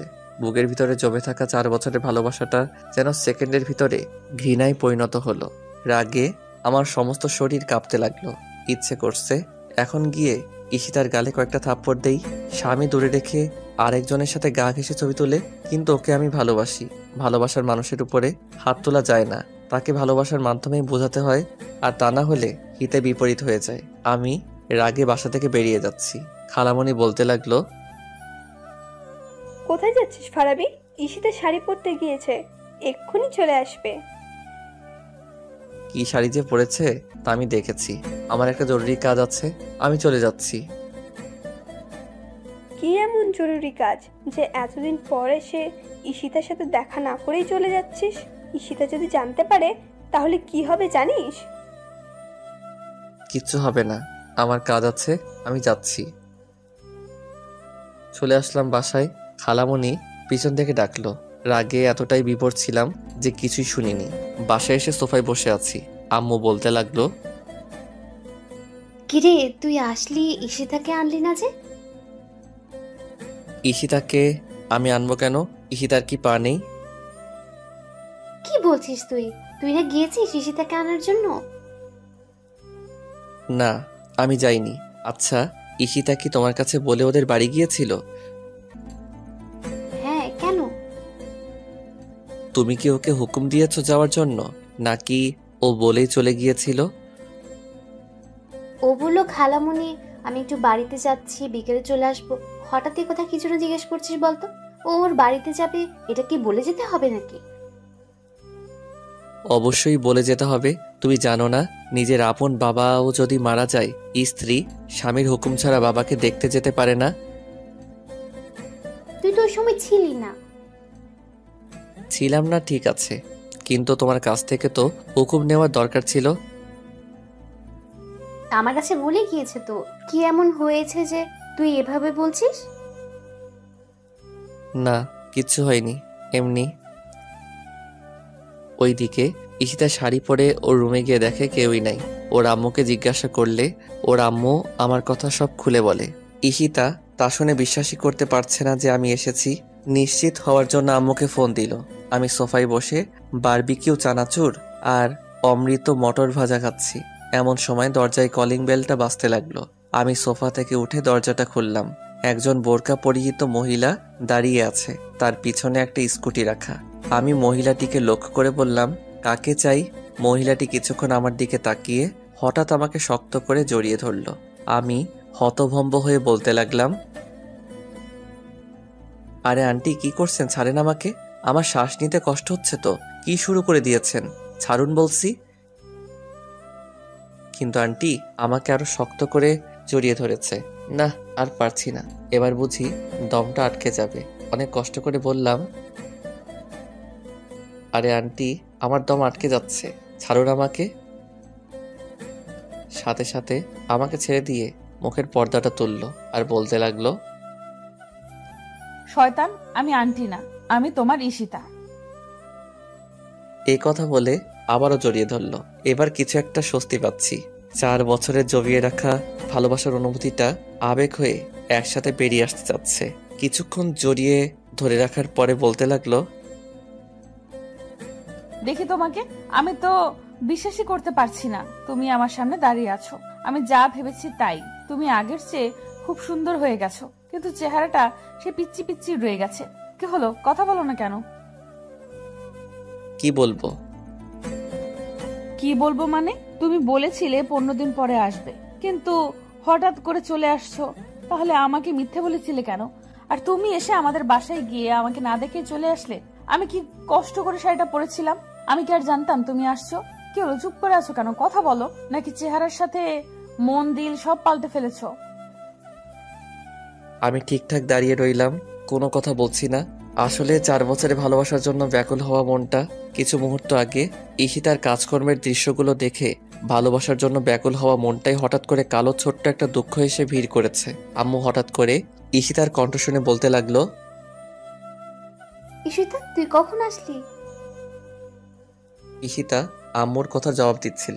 তাদের মাঝখানে আমি আম্মুকে লক্ষ্য করে বললাম, আমার মাথা প্রচন্ড ব্যথা করতেছে, আমাকে 1 কাপ কফি বানিয়ে দাও। আমি আমার রুমে সোফায় বসে মোবাইল টিপতে লাগলাম। ঈশিতা আম্মুর হাত থেকে কফির কাপটা নিয়ে আমার সামনে গিয়ে দাঁড়ালো। তারপর আমার হাতে কাপটা দিয়ে আমার গা ঘেঁষে বসলো। আমি মোবাইলটা পকেটে রেখে কফির মগে চুমুক দিচ্ছি। ঈশিতা 4 বছর পর আমার এত কাছে আসার পরেও আমার ভাবমূর্তির অনুভূতির ফিলিংস না পেয়ে বলতে লাগলো, কি হলো, তুমি আমার সাথে কথা বলছো না কেন? তুমি কি কোনো কিছুর জন্য আমার প্রতি অসন্তুষ্ট? আমি ঈশিতার কথা শুনে একবার ঈশিতার দিকে ঘুরে তাকালাম। কি হলো, এইভাবে তাকালে কেন? কথা বলো। তুমি কি বোবা হয়ে গেছো? তুমি আমার সাথে কথা বলছো না, মনে হচ্ছে আমার গলায় বিশাল বড় একটা কাঁটা আটকে আছে। আমার ভালো লাগছে না। কথা বলো না, চুপ করে থাকো। মাথা কি বেশি ব্যথা করছে? তাহলে কফি খাওয়ার দরকার নেই, আমি কমপ্লেক্স নিয়ে আসছি। কমপ্লেক্স খেয়ে ওষুধ খেয়ে একটু রেস্ট করো, দেখবে মাথা ব্যথা চলে যাবে। ঈশিতা কমপ্লেক্স দুধ, চিনি আর ট্যাবলেট নিয়ে আসলো আর বলতে লাগলো, এগুলো খেয়ে ওষুধ খেয়ে একটু রেস্ট করো। আমি ঈশিতার হাত থেকে ট্যাবলেটটা নিয়ে খেয়ে ফেললাম। ঈশিতা বলতে লাগলো, খালি পেটে ট্যাবলেট খেয়েছো, শরীর তো অনেক খারাপ করবেই।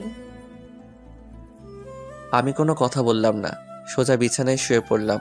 ঈশিতা হয়তো এটা বুঝছে যে আমার মাথা ব্যথা করছে, তাই ওর সাথে কথা বলছি না। আসল কারণ তো ও আর জানে না। ঈশিতা আস্তে আস্তে আমার মাথার পাশে গিয়ে বসলো। তারপর ওর নরম হাতটা আমার কপালে রাখলো। 4 বছর পর ভালোবাসার মানুষের হাতের স্পর্শ পেয়ে অনুভূতিহীন ভালোবাসাটা যেন জাগা দিয়ে উঠল। পরক্ষণে 2 চোখে ঈশিতা সাকিবের সাথে মোটরসাইকেলে লেফটে যাওয়ার দৃশ্যটা ভেসে উঠল। আমার একটা হাত দিয়ে ঈশিতার হাতটা সরালাম এবং বললাম, ধরবা না আমাকে, আমার কেমন যেন লাগে। কি বলো তুমি? তোমার মাথা ব্যথা করছে? আমি তোমায় হাত বুলিয়ে দিচ্ছি, তোমারও আরাম লাগার কথা। তোমাকে আমি বলেছি হাত বুলিয়ে দিতে? এরকম করছো কেন তুমি আমার সাথে? সত্যি তোমার কিছু হয়েছে? 4 বছর পর আমি তোমার এত কাছে, কিন্তু তোমার কোনো অনুভূতি নাই। শোনো, তোমার কথার উত্তর আমি দিতে পারবো না, আমার মাথা ব্যথা করছে, যাও এখান থেকে। না, আমি যাব না। সত্যি করে বলো তোমার কি হয়েছে? আমার কিচ্ছু হয়নি, এখান থেকে যেতে বলেছি তোমাকে। না, আমি যাব না।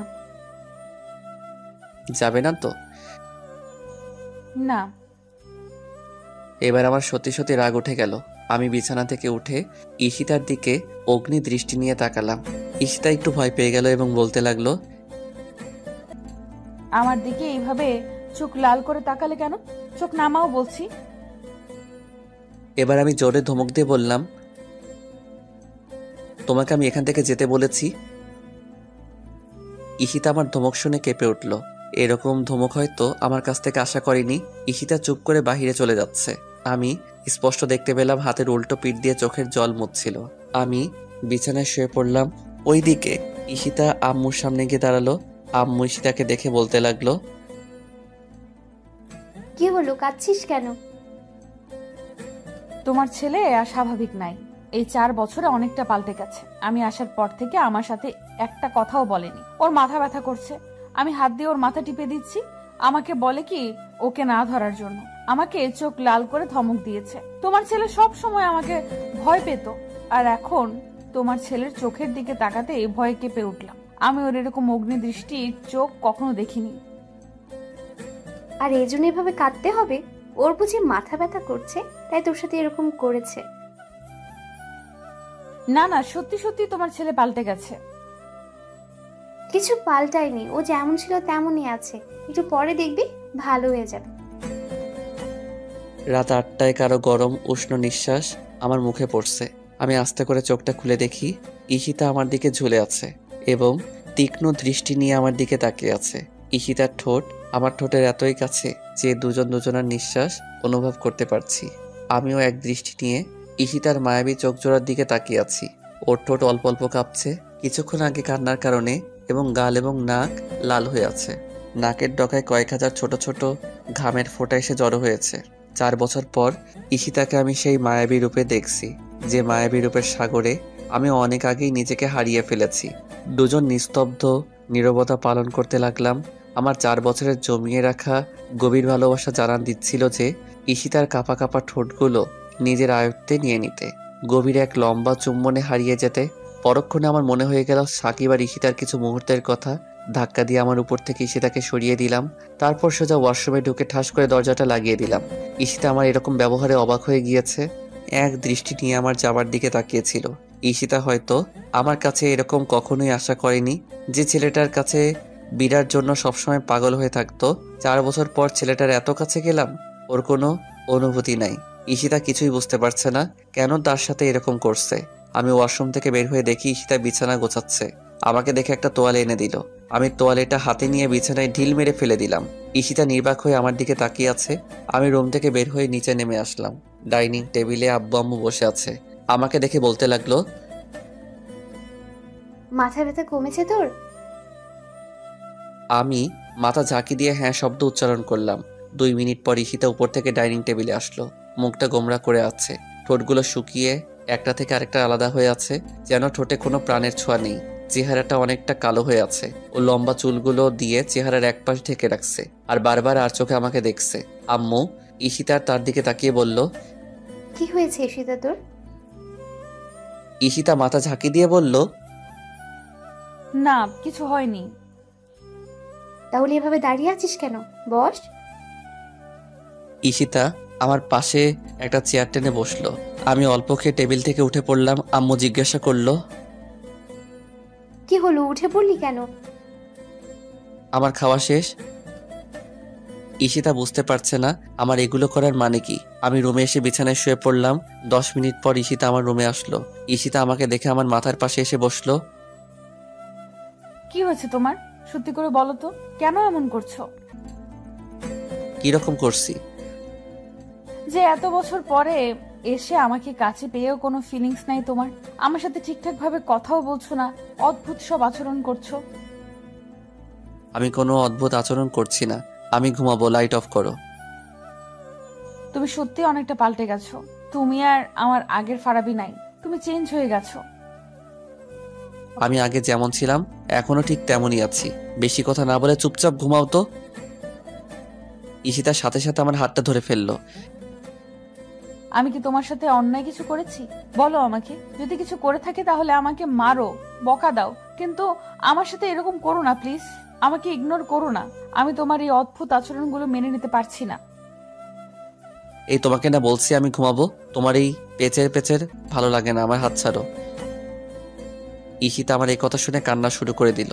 কান্নার আওয়াজ পেয়ে আম্মু আমার রুমে চলে আসলো। আম্মু বলতে লাগলো, কি হয়েছে ঈশিতা?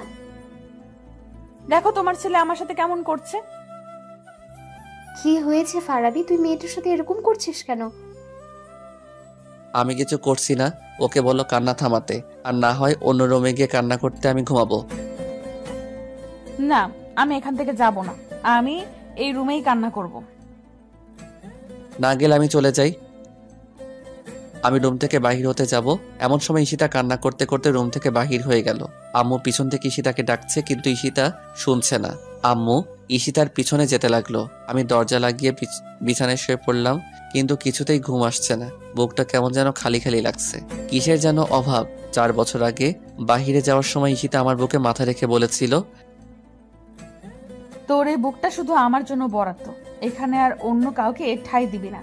আমার বাকিটা জীবন তোর এই বুকে মাথা রেখে ঘুমাতে চাই।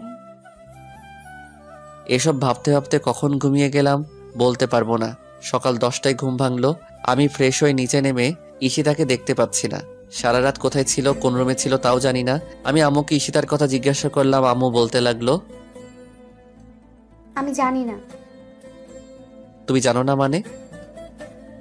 4 বছর পরে এসে মেয়েটার সাথে এরকম ব্যবহার করতে পারলি তুই?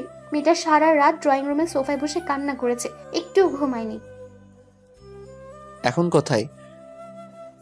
চলে গেছে। চলে গেছে মানে? কোথায় চলে গেছে? ওদের বাসায়। আম্মুর কথা শুনে আমার রাগ উঠে গেল।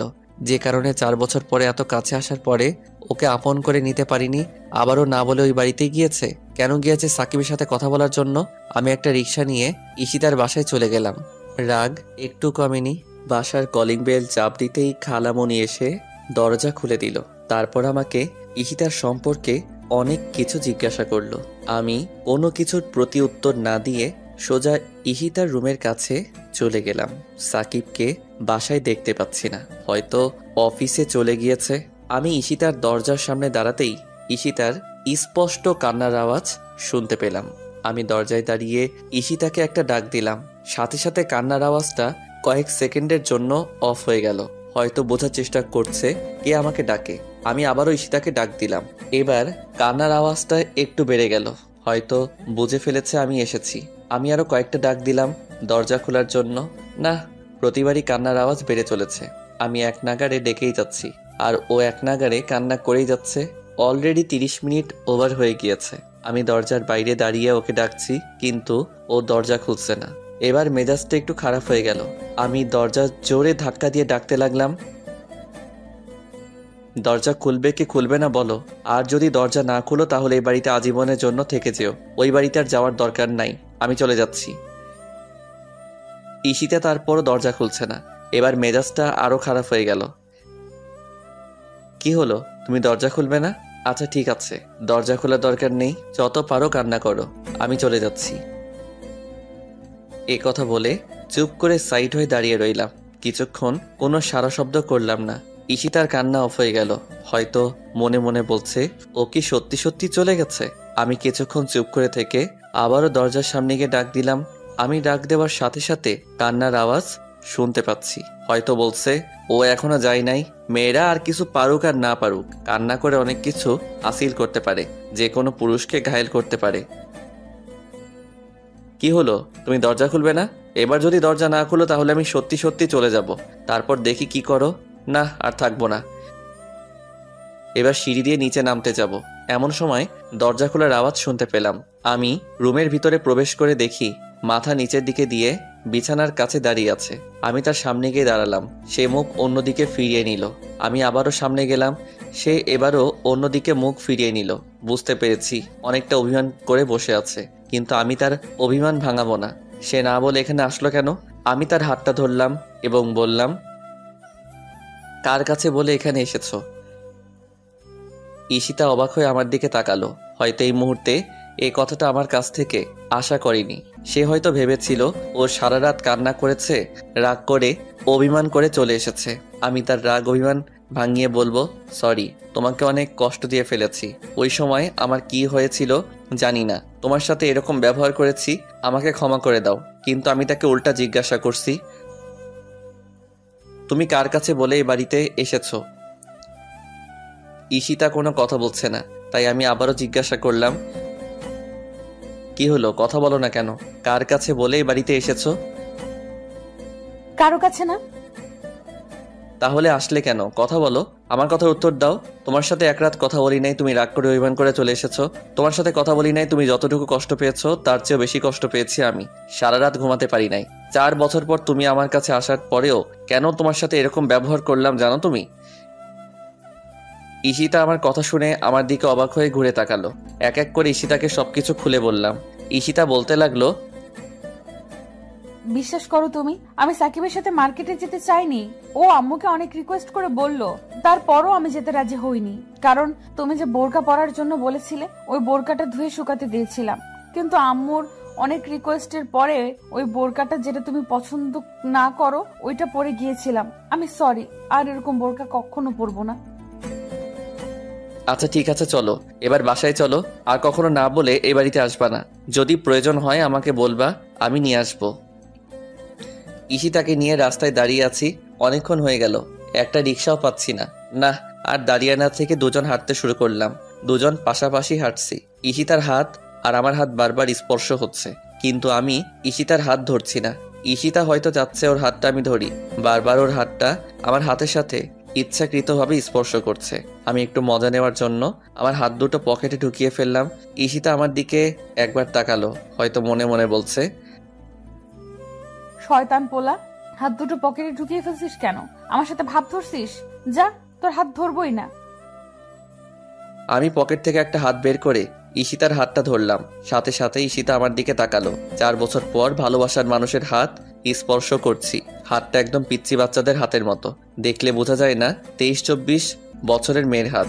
হাতে নখগুলো একটু বড়, প্রতিটি নখে লাল রঙের নীল পালিশ দেওয়া। আর হাতের মধ্যে সবচেয়ে বেশি ফুটে উঠেছে সেটা হলো আমার পরিয়ে দেওয়া রিং। আমি হাতটা ধরে অল্প একটু জোরে চাপ দিলাম। ঈশিতা কোনো সারা শব্দ করলো না। এবার আমি একটু জোরেই চাপ দিলাম। ঈশিতা এবার জোরে উহ করে উঠল। আমি সাথে সাথে হাত ছেড়ে দিলাম। কি হলো, ব্যথা পেলে? যা, এত জোরে কেউ চাপ দেয়?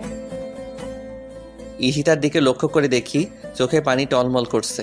না, সত্যি অনেকটা ব্যথা পেয়েছে, না হলে চোখে পানি আসতো না। এত জোরে চাপ দেওয়া আমার ঠিক হয়নি।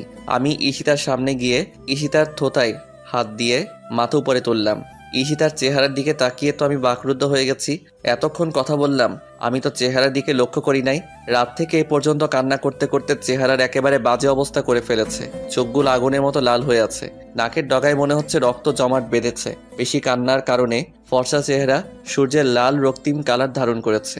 না, এভাবে কষ্ট দেওয়া আমার ঠিক হয়নি। আমি গতকাল রাতে একটু বেশি করে ফেলেছি। হঠাৎ করে হয়তো আমার এমন ব্যবহার মেনে নিতে পারে নাই, তাই সারা রাত কান্না করেছে।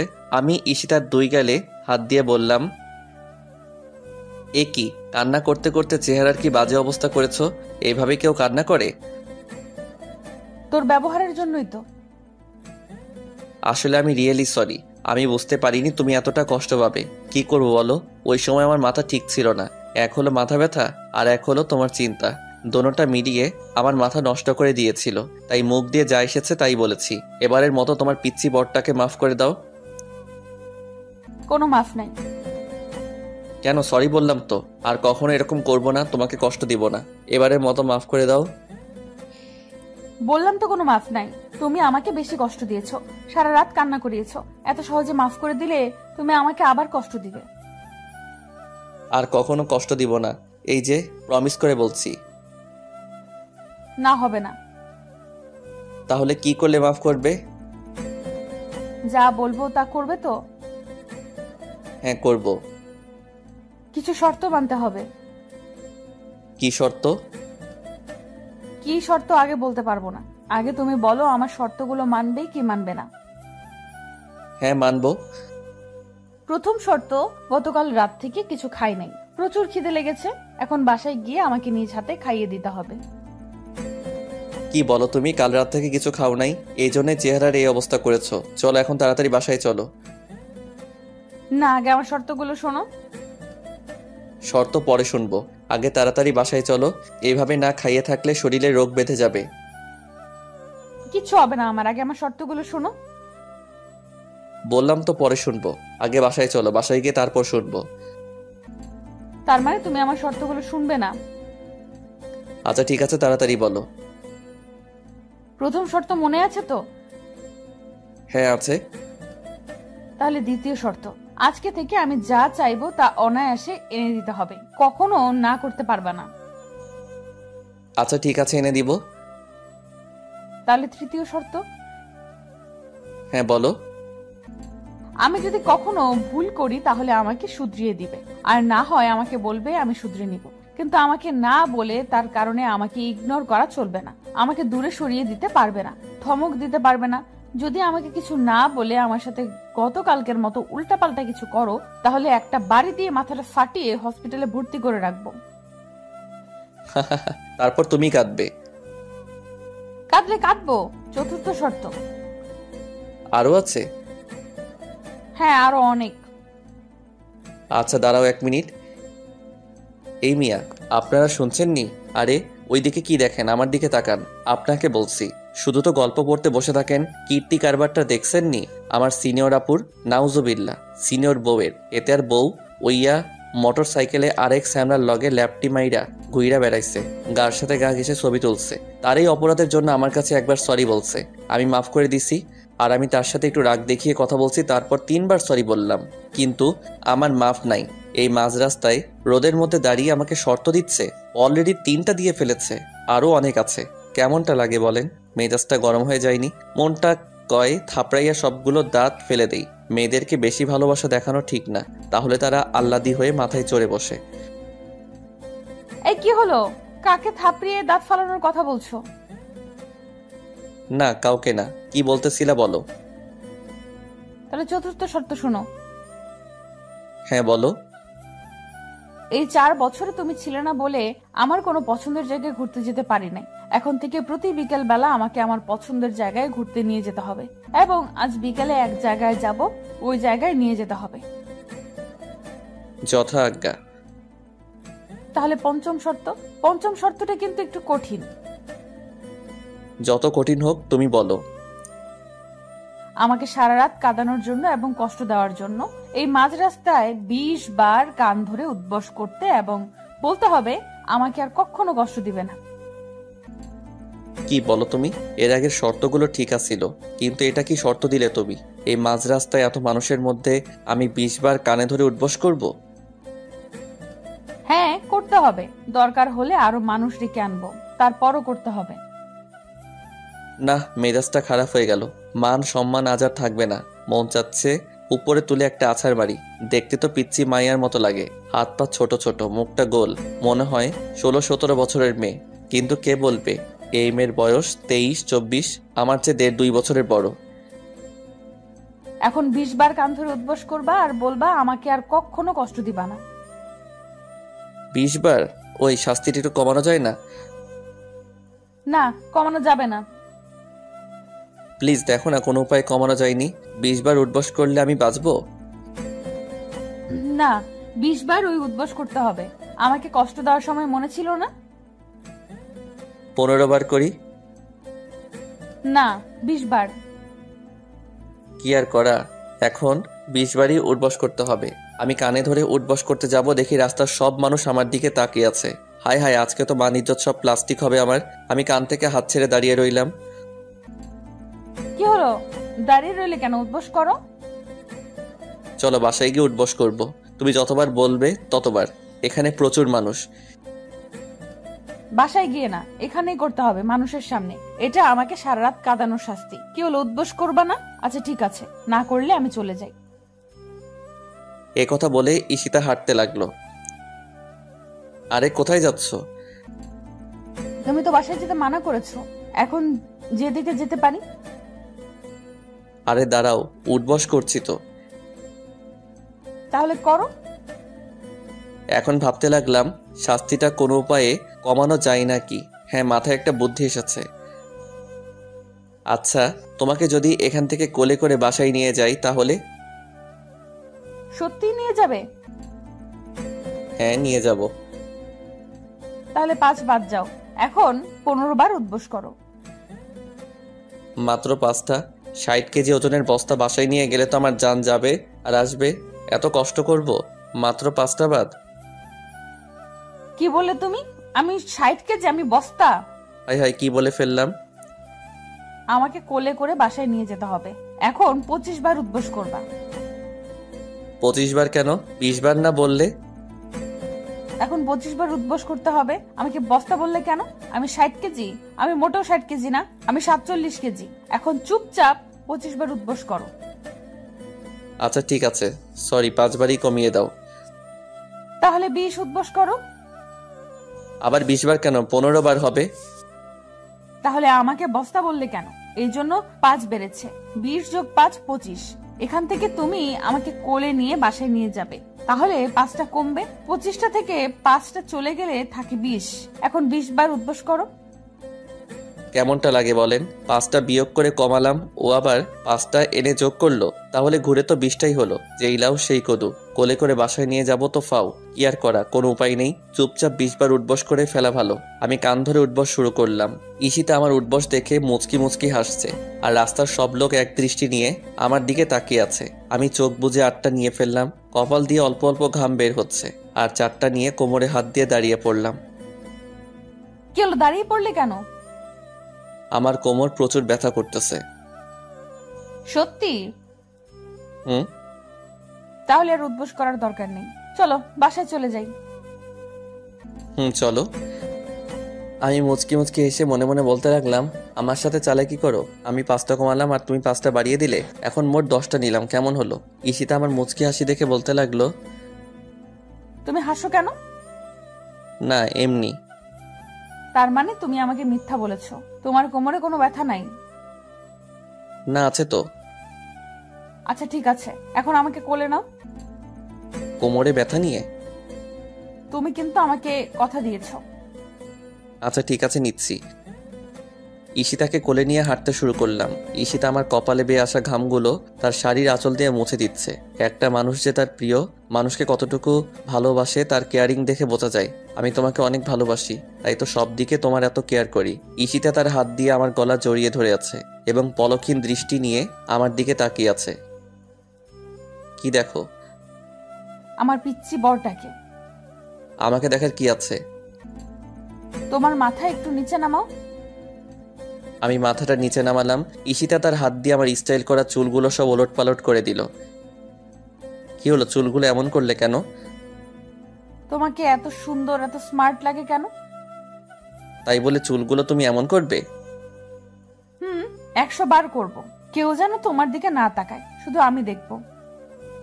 তাই শুধু তুমি দেখবে? বাসার সামনে গিয়ে ঈশিতাকে কোল থেকে নামিয়ে দিলাম। দরজার কলিং বেল চাপ দিতেই আম্মু এসে দরজা খুলে দিল। আম্মু ঈশিতাকে দেখে বলতে লাগলো, কি হলো, চলে আসলি কেন? তোমার ছেলে নিয়ে আসছে। আমার ছেলে তো তোর সাথে গতকাল রাতে খারাপ ব্যবহার করেছে। তোমার ছেলে আমার কাছে প্রমিস করেছে আর কখনো এরকম করবে না, না হলে আমি আসতাম না। ফের যদি আবার এরকম করে তাহলে একেবারে চলে যাব, আর কখনো আসবো না। না, এখন আমাকে খাবার দাও, আমার প্রচুর খিদে লেগেছে। তোমার ছেলের জন্য একদিন না খেয়েছিলাম। ঠিক আছে, তুই টেবিলে বস, আমি খাবার দিচ্ছি। না, টেবিলে বসে খাবো না, তুমি খাবার দাও, আমি রুমে নিয়ে খাবো। আম্মু ঈশিতার দিকে তাকিয়ে একটা মুচকি হাসি দিল। মার চোখ ফাঁকি দেওয়ার মতো কেউ নাই। আম্মু হয়তো বুঝে ফেলেছে ঈশিতা কি জন্য রুমে খাবার নিয়ে খাবে। আমি রুমে এসে বিছানায় শুয়ে পড়লাম। 2-3 মিনিট পর ঈশিতা খাবার প্লেট হাতে নিয়ে রুমে ঢুকলো। দেখে আমি বিছানায় শুয়ে আছি বলতে লাগলো, কি হলো, শুয়ে পড়লে কেন? উঠো বলছি। শুয়ে পড়ছি কি সাদে? তোমাকে কোলে করে নিয়ে আসতেই তো আমার জান শেষ। তার মানে বোঝাচ্ছ আমি অনেক উইট? আমি কখন বললাম তুমি অনেক উইট? এই যে বললে আমাকে কোলে করে নিয়ে আসতে আসতে তোমার জান শেষ, আর ভুলেও কখনো বলবো না আমাকে কোলে নেওয়ার জন্য। ঈশিতা রাগ করে খাবার প্লেট হাতে নিয়ে রুম থেকে চলে যাচ্ছে। আরে কোথায় যাচ্ছ? নিচে যাচ্ছি, খাবো না আমি? কেন, তুমি না বললে তোমাকে নিজ হাতে খাইয়ে দিতে? না, কেউ খাইয়ে দিতে হবে না, আমি খাবোই না। কেন? তুমি ওই সময় বললে আমি বস্তা, এখন বলছো আমি অনেক কুইট, খাবো না আমি। আচ্ছা বাবা, সরি, আর কখনো এগুলো বলবো না। তুমি যখন বলবে তখনই তোমাকে কোলে নিব। সত্যি আমি যখন বলবো তখন নিবা তো? হ্যাঁ নিব। তাহলে এখন আমাকে কোলে নিয়ে খাইয়ে দিবা। কেমন মাইয়া বলেন, এখন বললো খাবে না, আবার এখনই বলে কোলে তুলে খাইয়ে দিতে হবে। কথা বললেই বিপদ। এখন যদি বলি তুমি না বললে আর কখনো কোলে উঠবা না, তাহলে রাগ খাবারের প্লেটে ফেলে দিয়ে চলে যাবে। এই সুন্দর কিউট মাইয়াগুলোর এত রাগী হয় কেন? ঈশিতাকে কোলে নিয়ে খাইয়ে দিচ্ছি। একটা লোকমা দিয়েছি, অনেক বড় দোগাল ফুলিয়ে চিবোচ্ছে, আর কি যেন বলার চেষ্টা করছে, কিন্তু মুখ দিয়ে শুধু শব্দ বের হচ্ছে। আমি হাত দিয়ে ইশারা করে বললাম, আগে খেয়ে নাও, তারপর কথা বলবা। ঈশিতা মুখের ভাত শেষ করে বলতে লাগলো, এত বড় লোকপা দিয়েছো কেন? আমার চাবাতে অনেক কষ্ট হয়েছে। তুমি না বললে তোমার অনেক খিদে লেগেছে?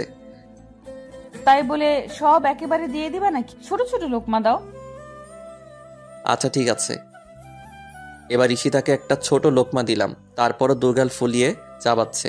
আমি জিজ্ঞাসা করলাম, এবার তো ছোট লোকমা দিলাম, তাহলে দুগাল ফুলিয়ে চাবাচ্ছ কেন? একটা ঢোক গিলে বলতে লাগলাম, এটা আমার ছোটবেলার অভ্যাস। আমি ঈশিতার খাবারের স্টাইল দেখে আমার হাসি উঠে গেল। ঈশিতার কাছে পিচ্চি বাচ্চারাও হার মানবে। বাচ্চারা মনে হয় এই সিস্টেমে খাবার খায় না। ঈশিতাকে খাবার খাওয়ানো শেষ করতেই দেরি, আম্মু ডাক দিতে দেরি নয়।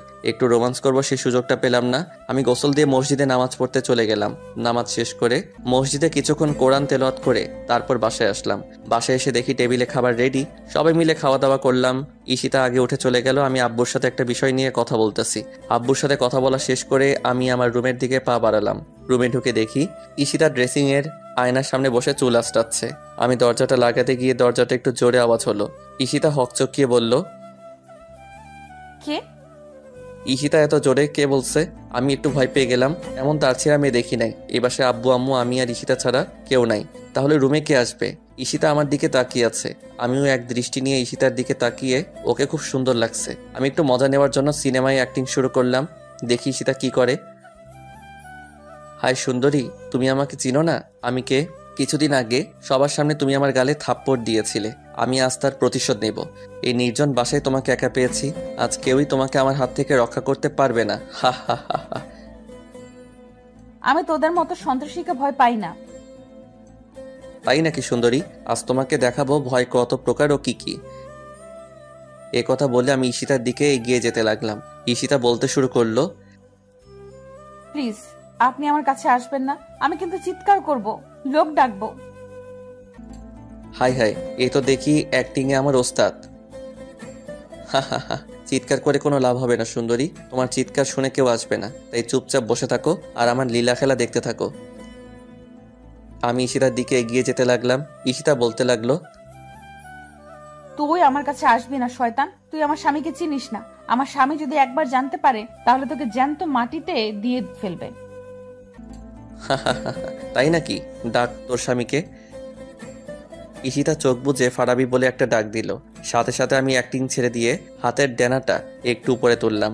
চুলগুলো হাত দিয়ে নাড়া দিয়ে ঈশিতার সামনে গিয়ে বললাম, কি হয়েছে ঈশিতা? এত জোরে চিৎকার করলে কেন?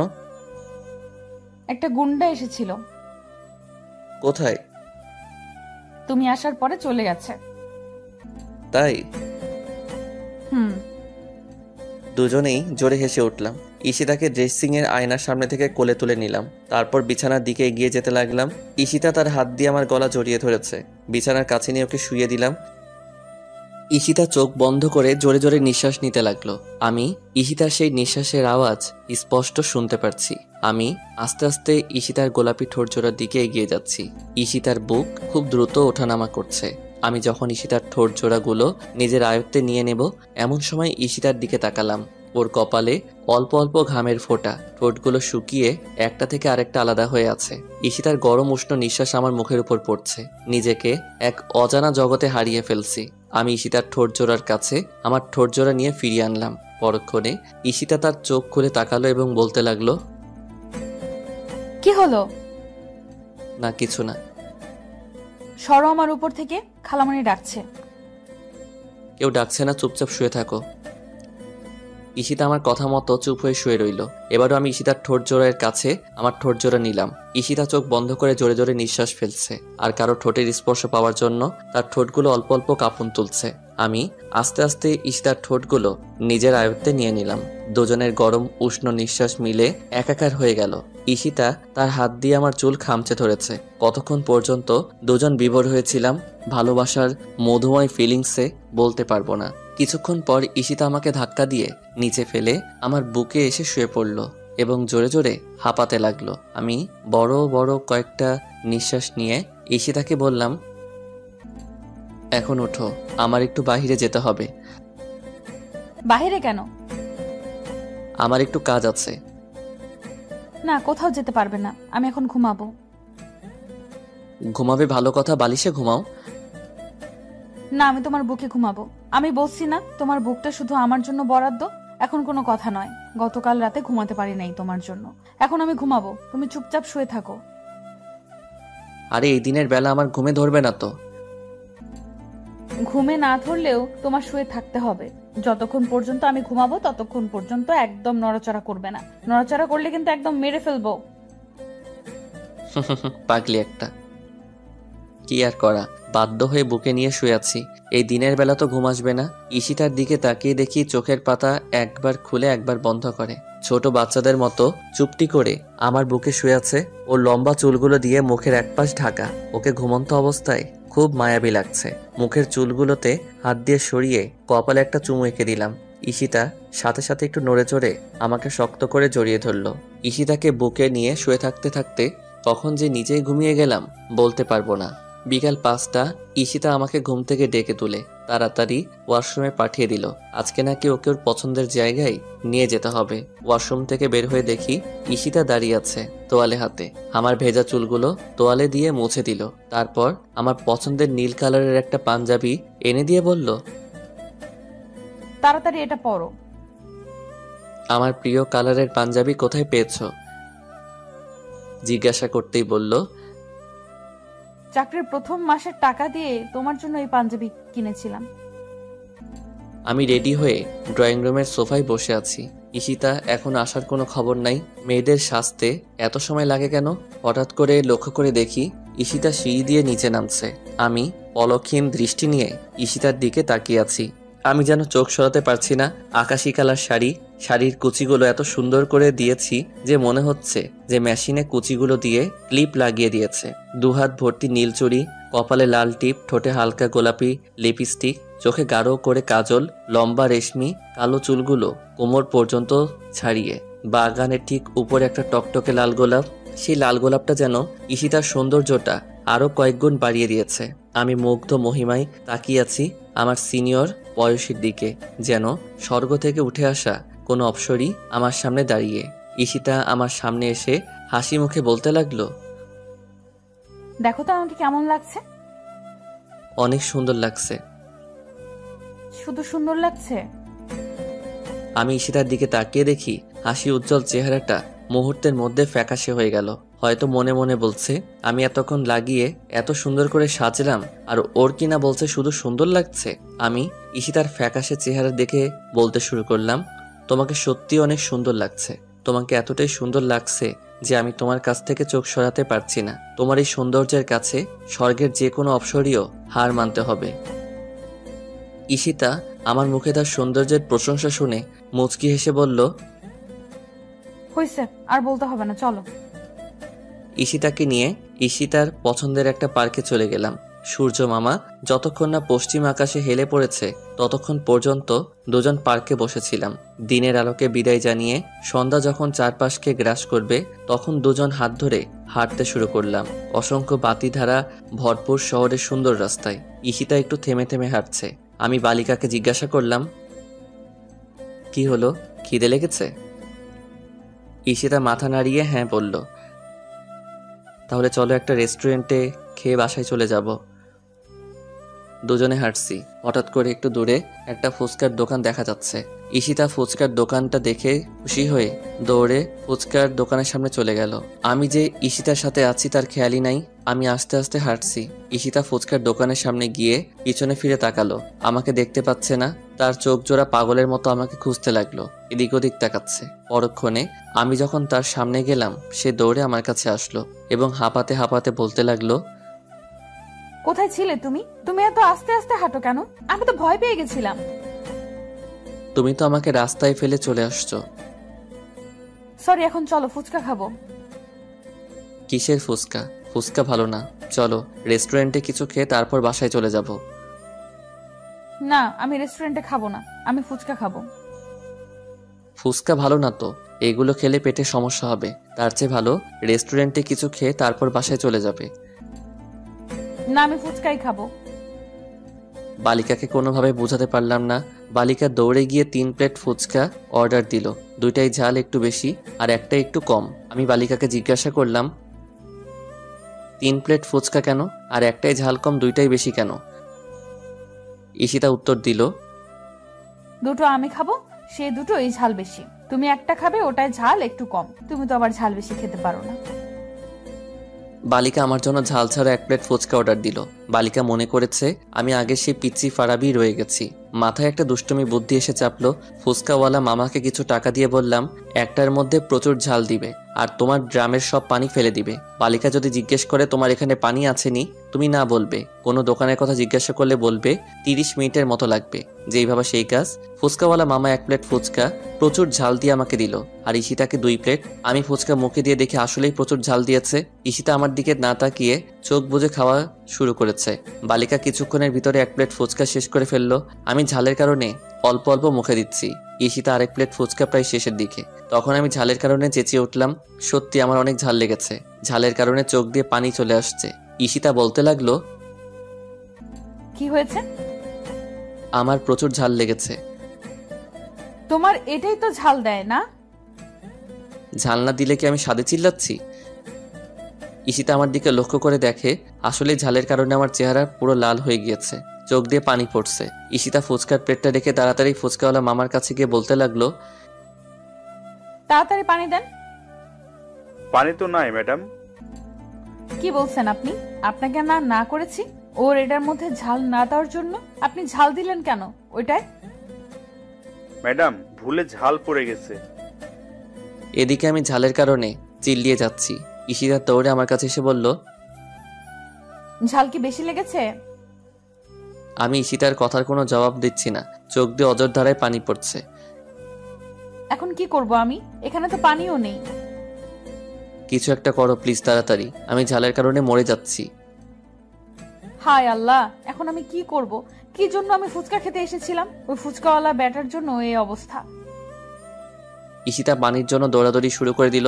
ফুচকাওয়ালা মামার কাছে আবারও গিয়ে বলল, প্লিজ একটু পানির ব্যবস্থা করেন না। ম্যাডাম আমি পানি কোথা থেকে আনবো? আপনি ফুচকা বিক্রি করেন, আপনার কাছে পানি থাকে না? আপনি ওকে ঝাল দিয়েছেন কেন? ঈশিতা ঘুরে আমার দিকে তাকালো। আমার অবস্থা খুবই খারাপ। পরক্ষণে আবার ফুচকাওয়ালা মামাকে বলতে লাগলো, আশেপাশে কোনো দোকান নাই? না ম্যাডাম, দোকান তো অনেক দূরে, প্রায় 30 মিনিট লাগবে। কি বলছেন আপনি? ও তো এখন ঝালের কারণে মারা যাবে। ওর যদি কিছু একটা হয়ে যায় আপনাকে আমি ছাড়বো না। আমি ঈশিতাকে ডাকতে লাগলাম। ঈশিতা দৌড়ে আমার কাছে এলো। কি হলো, পানির ব্যবস্থা করতে পারলেন না? কোথাও পানি নাই। দোকানে যেতে এখান থেকে 30 মিনিট লাগবে। এখন আমি কি করব?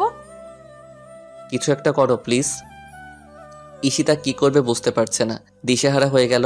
আমাকে টেনে একটা গাছে আড়ালে আনলো। তারপর বলতে লাগলো, চোখ বন্ধ করো। আমি ঝালে মরছি, চোখ বন্ধ করব কেন? তোমাকে বলছি চোখ বন্ধ করতে। আমি চোখ বন্ধ করলাম।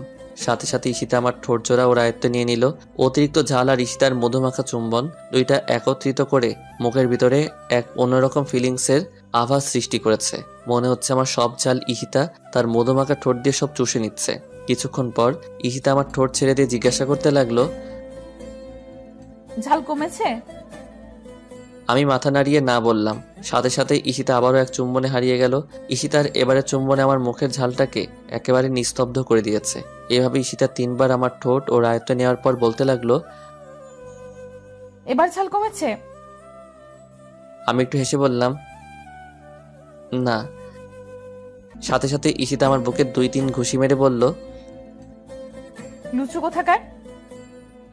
ঈশিতাকে নিয়ে ফুচকাওয়ালা মামার টাকা দিতে যাব। ঈশিতা বলতে লাগলো, কোনো টাকা দিবে না। কেন? ওনাকে 100 বার না করছি তোমার ফুচকার মধ্যে ঝাল না দেওয়ার জন্য। তারপরে উনি ঝাল দিলেন কেন? আর সবচেয়ে বড় কথা, উনি ফুচকা বিক্রি করে পানি রাখে না কেন? ঈশিতাকে অনেক বুঝিয়ে ফুচকাওয়ালা মামার টাকা দিয়ে হাঁটতে লাগলাম। হাঁটতে হাঁটতে মেন রোড ছেড়ে একটা ছোট রাস্তায় চলে এসেছি। ঈশিতা আমার একটু আগে আগে হাঁটছে। নিস্তব্ধ পরিবেশ। এই রাস্তায় তেমন মানুষ নাই। জনমানবহীন শূন্য রাস্তা। হয়তো খুব কম সংখ্যক লোক এই রাস্তাটা ব্যবহার করে। আমি মনে মনে বলছি, কোন রাস্তায় চলে আসলাম? এই রাস্তা দিয়ে তো আমি কখনো যাইনি। রাস্তার ল্যাম্পপোস্টের বাতিগুলোর একটু দূরে দূরে, এত দূরে দূরে বাতি দেওয়ার মানে কি? চারপাশে অসংখ্য বড় বড় মেহগনি গাছ। সে মেহগনি গাছের কারণে রাস্তাটাকে একটু অন্ধকার দেখা যাচ্ছে। চারপাশ থেকে অসংখ্য ঝিঝি পোকার ঝিঝি শব্দ কানে আসছে। পরিবেশটাকে আমার কাছে তেরকম সুবিধার মনে হচ্ছে না। হঠাৎ করে তীব্র একটা ঠান্ডা একটা বাতাস শরীরে এসে লাগলো। সে বাতাসে মেহগনি গাছের পাতাগুলো ঝরঝর করে রাস্তায় পড়ছে। গাছে ডাল একটার সাথে আরেকটা বাড়ি খাচ্ছে। আকাশের দিকে তাকিয়ে বুঝতে পারলাম মেঘের পূর্বাভাস। কিছুক্ষণ পরে হয়তো বৃষ্টি নামবে। ঠান্ডা বাতাস আর অল্প অন্ধকার রাস্তা, এই পরিবেশটা দেখে গাটা কেমন যেন একটু হিমশীতল হয়ে এলো। আমি পরক্ষণেই সামনে তাকাতে দেখি বিশাল বড় একটা কবরস্থান। এবার শরীরটা পুরোপুরি কাঁটা দিয়ে উঠলো। হাতে থাকা ঘড়ির দিকে তাকালাম। রাত 8টা বেজে গেছে, খেয়ালই নেই। আম্মু খুব টেনশন করবে। আমি জোরে জোরে পা চালাতে লাগলাম। সামনে তাকিয়ে দেখি ঈশিতা আমার কিনে দেওয়া চকলেট খাচ্ছে আর আনমনে হাঁটছে। আমি বালিকাকে ধরার জন্য আর একটু জোরে পা চালাতে লাগলাম। হঠাৎ করে পকেটে থাকা মোবাইলটা বাজতে লাগলো। মোবাইলটা বের করে কানে লাগাতেই ঈশিতা আচমকা দৌড়ে এসে আমাকে শক্ত করে জড়িয়ে ধরলো। আমি ফোনটা কেটে ঈশিতাকে বললাম, কি হয়েছে ঈশিতা? ঈশিতা কোনো কথা বলছে না, আমাকে আরো ঝাপটে ধরেছে। বুঝতে পেরেছি বালিকা হয়তো কোনো কারণে অনেক ভয় পেয়েছে।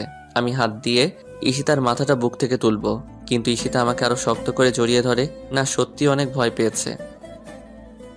কি হয়েছে বলো আমাকে, এত ভয় পাচ্ছ কেন?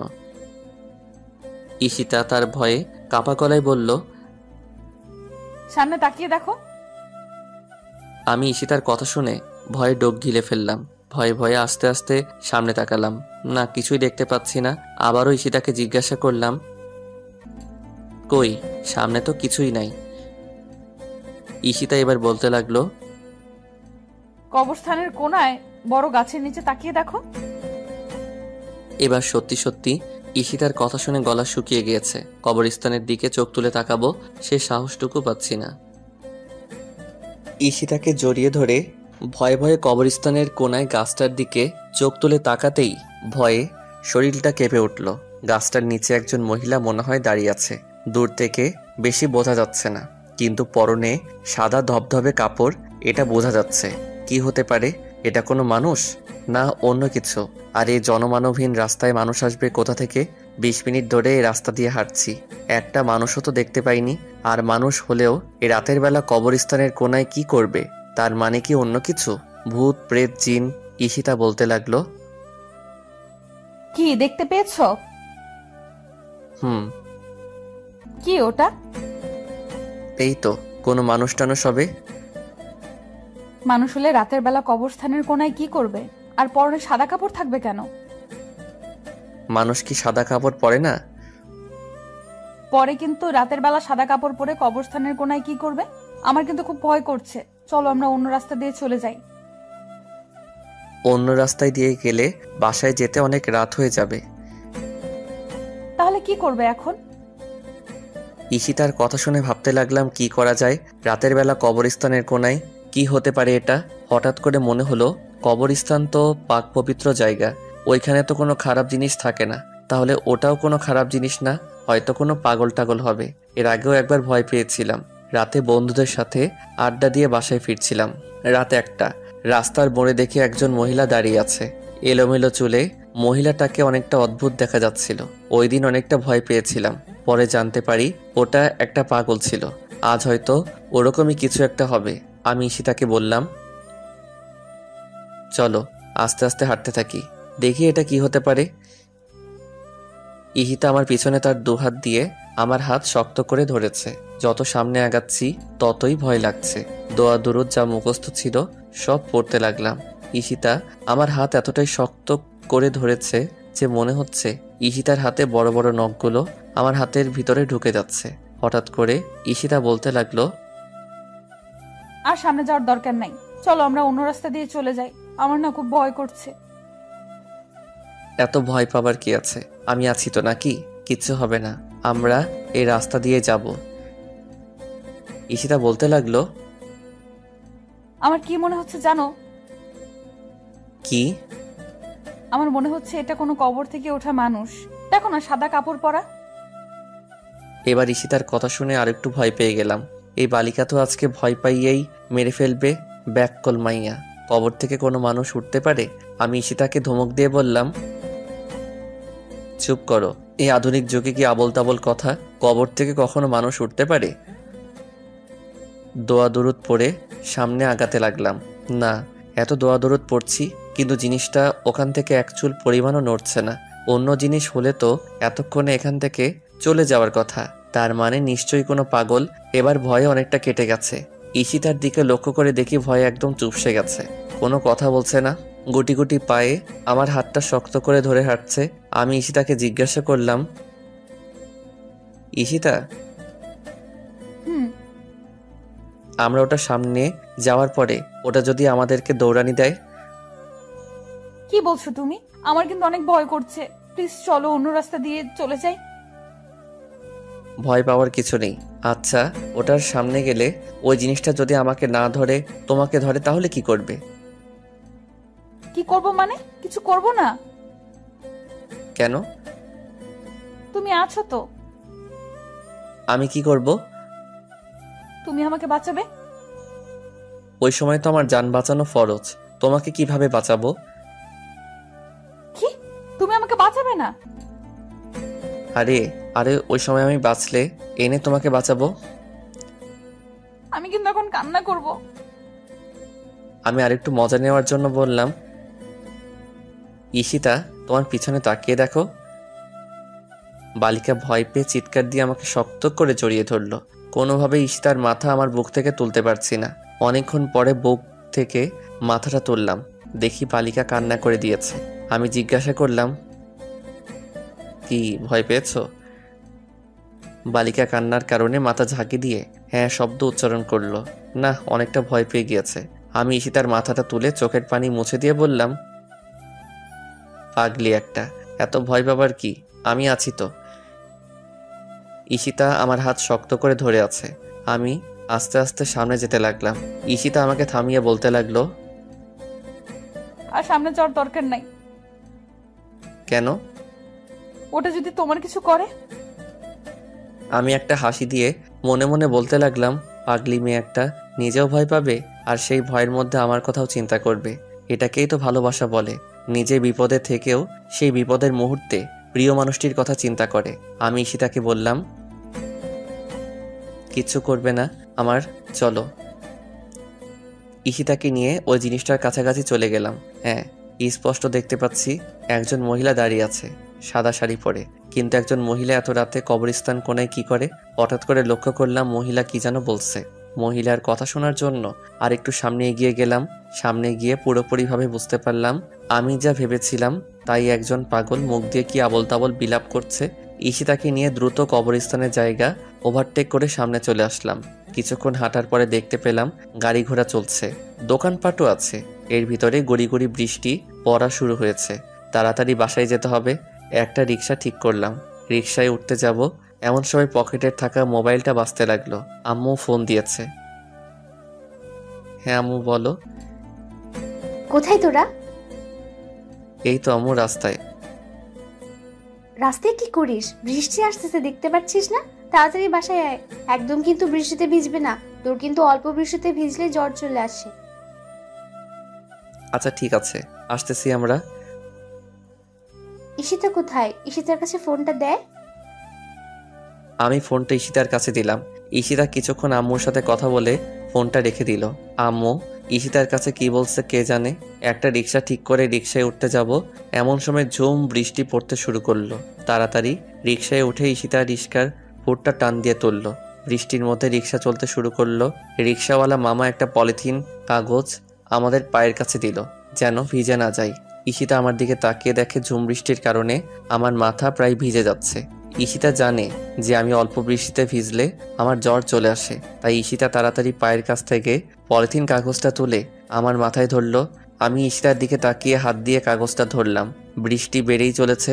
মাথার উপরে কাগজ দেওয়ার পরেও বৃষ্টির ফোঁটা এসে গায়ে পড়ছে, প্রায় ভিজেই যাচ্ছি। ঈশিতা আমার দিকে তাকিয়ে তার শাড়ির আঁচলটা দিয়ে আমাকে সম্পূর্ণভাবে ঢেকে নিল। আমি ঈশিতার এত কেয়ার দেখে ঈশিতার দিকে এক দৃষ্টি দিয়ে তাকালাম। ঈশিতা প্রায় বৃষ্টিতে ভিজে গেছে, কিন্তু ঈশিতার সেই দিকে কোনো খেয়াল নাই। আমি ভিজে যাচ্ছি সেই দিকেই তার খেয়াল। তাই তো কাগজের পরেও তার শাড়ির আঁচলটা আমার মাথার উপর ধরেছে। আমি ঈশিতার দিকে তাকিয়ে থাকতে দেখে ঈশিতা বলতে লাগলো, কি দেখো এভাবে তাকিয়ে? আমার সিনিয়র বউটাকে দেখি। এত দেখতে হবে না, এমনি বৃষ্টিতে ভিজে যাচ্ছ, চুপ করে বসে থাকো। আমি একটা মুচকি হাসি দিয়ে ঈশিতার বৃষ্টিতে ভিজে যাওয়া হাতটা শক্ত করে ধরলাম। প্রায় 10-15 মিনিট পরে বাসার কাছে পৌঁছে গেলাম। রিক্সা থেকে নেমে বাসার ভিতরে ঢুকতে ঢুকতে প্রায় অনেকটা ভিজে গেছি। ঈশিতা তাড়াতাড়ি রুম থেকে একটা তোয়ালে আমার হাতে দিল। আমি মাথাটা মুছে ড্রয়িং রুমের সোফায় বসলাম। ঈশিতা কাপড় চেঞ্জ করতে রুমে চলে গেল। 2 মিনিট পরে আম্মু এসে বলতে লাগলো, এতক্ষণ পর্যন্ত বাইরে ঘুরতে হয়? বৃষ্টিতে তো একেবারে ভিজে গেছিস, এখন তো জ্বর আসবে নিশ্চয়ই। কিচ্ছু হবে না আম্মু, আমার প্রচন্ড খিদে লেগেছে, খাবার দাও। আচ্ছা ঠিক আছে, দিচ্ছি। ঈশিতাকে ডাক। 5 মিনিট পর ঈশিতা কাপড় চেঞ্জ করে নিচে আসলো। সবাই মিলে খাওয়া দাওয়া করে কিছুক্ষণ আড্ডা দিলাম। তারপর ঈশিতা রুমে চলে গেল আর আমি ড্রয়িং রুমের সোফায় বসে একটা হিন্দি মুভি দেখতে লাগলাম। রাত 10টা। আমি আস্তে আস্তে রুমের দিকে যাচ্ছি। রুমের দরজাটা হালকা ধাক্কা দিতেই খুলে গেল। রুমের ভিতরে প্রবেশ করে আমি অবাক হয়ে গেলাম। পুরো রুম ফুল দিয়ে সাজানো, ফুলের ঘ্রাণে পুরো রুম মুখরিত হয়ে আছে। ঈশিতাকে দেখতে পাচ্ছি না। ঈশিতা কোথায় আর ফুল দিয়ে এই রুম সাজালো কে? 2 মিনিট পরে ঈশিতা ওয়াশরুম থেকে বের হলো। আমি ঈশিতার দিকে তাকিয়ে দেখি একটা আকাশি কালার শাড়ি পরা আছে, মাথায় হিজাব দেওয়া। ঈশিতা আমাকে দেখে বলতে লাগলো, এতক্ষণে নিচ থেকে আসলে, না আসলেই পারতে, আজকে ড্রয়িং রুমে ঘুমিয়ে থাকতা। আমি ঈশিতার কথা শুনে ঈশিতার একদম কাছে গেলাম। তারপর বললাম, কি ব্যাপার, রুম এভাবে ফুল দিয়ে সাজিয়েছে কে? আমি। কেন? কারণ আছে। ঈশিতা ওয়ার্ড্রপ থেকে নতুন একটা পাঞ্জাবি এনে আমার হাতে দিয়ে বলতে লাগলো, যাও তাড়াতাড়ি এই পাঞ্জাবিটা পরে অজু করে আসো। আমি বাধ্য ছেলের মতো কোনো কথা না বলে পাঞ্জাবিটা পরে ওয়াশরুম থেকে অজু করে আসলাম। ঈশিতা আমার কাছে এসে বলতে লাগলো, চলো এখন আমরা 4 রাকাত নফল নামাজ আদায় করব। 4 রাকাত নফল নামাজ আদায় করব? পুরো রুম ফুল দিয়ে সাজাইছো, আমি তো কিছুই বুঝতে পারছি না। ঈশিতা একটা মুচকি হাসি দিয়ে বলতে লাগলো, এত বুঝতে হবে না, চলো আমরা আগে 4 রাকাত নফল নামাজ পড়ি। নামাজ পড়বো কেন? কেন নামাজ পড়বে শুনবে? ঈশিতা আমার পাঞ্জাবির বোতামগুলো লাগাতে লাগাতে বলতে লাগলো, তাহলে শোনো, আজ থেকে আমাদের নতুন জীবনের গল্প শুরু করব। দুজনের দেখা রঙিন স্বপ্নগুলো বাস্তবে রূপ দিব। তোমার আমার পবিত্র ভালোবাসা একই সুতোয় গাঁথবো। এই ঝুম বৃষ্টির রাতে তোমার আমার ভালোবাসার পূর্ণতা দিয়ে ভালোবাসাটা আরো মধুময় করে তুলবো। সে মধুময় ভালোবাসা দিয়ে দুজনে সুখের একটা স্বর্গ সংসার বানাবো। সে সুখের সংসারে থাকবো তুমি, আমি আর আমাদের একটা ছোট্ট সুন্দর ফুটফুটে রাজকুমার, যা ঠিক দেখতে তোমার মতো হবে। ঈশিতা এই কথা বলে জিহ্বায় কামড় দিয়ে ফেললো। যা, কি বলে ফেললাম? কি বললে? যা বলছি বলেছি। কি দিতে পারবা না একটা রাজকুমার ঠিক তোমার মতো? আমি মুচকি এসে ঈশিতাকে কাছে টেনে নিয়ে কপালে একটা চুমু দিয়ে বললাম, একটা কেন 5টা দিব, তবে রাজকুমার নয়, রাজকন্যা, যার চেহারাটা হবে ঠিক তোমার মতো। না, আমার চেহারার মতো হওয়ার দরকার নাই। আমি চাই রাজকুমার তোমার মতো হোক। না, আমার রাজকন্যা চাই ঠিক তোমার মতো। না, আমার রাজকুমার চাই। না, আমার রাজকন্যা চাই। এখন কিন্তু বাড়াবাড়ি হয়ে যাচ্ছে। বাড়াবাড়ি হলে আমি রুম থেকে চলে যাই, তুমি থাকো তোমার রাজকুমার নিয়ে। আচ্ছা ঠিক আছে, চলো আমরা নামাজ পড়ে আল্লাহর কাছে চাই। আল্লাহ যা দিবে আমরা তাতেই খুশি। চলো।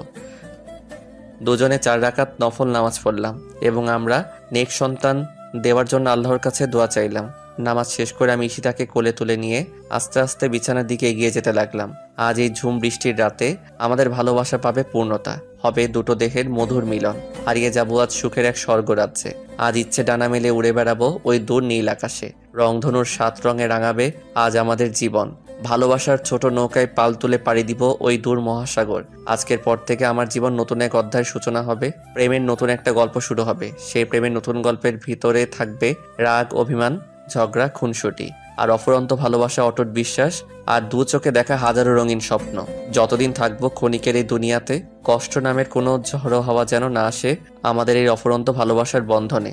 বেঁচে থাকুক পৃথিবীতে এরকম পবিত্র ও সত্যিকারের ভালোবাসাগুলো, আর অচিরেই সেই দূর দেশে হারিয়ে যাক ভালোবাসা নামের মিথ্যে অভিনয়গুলো।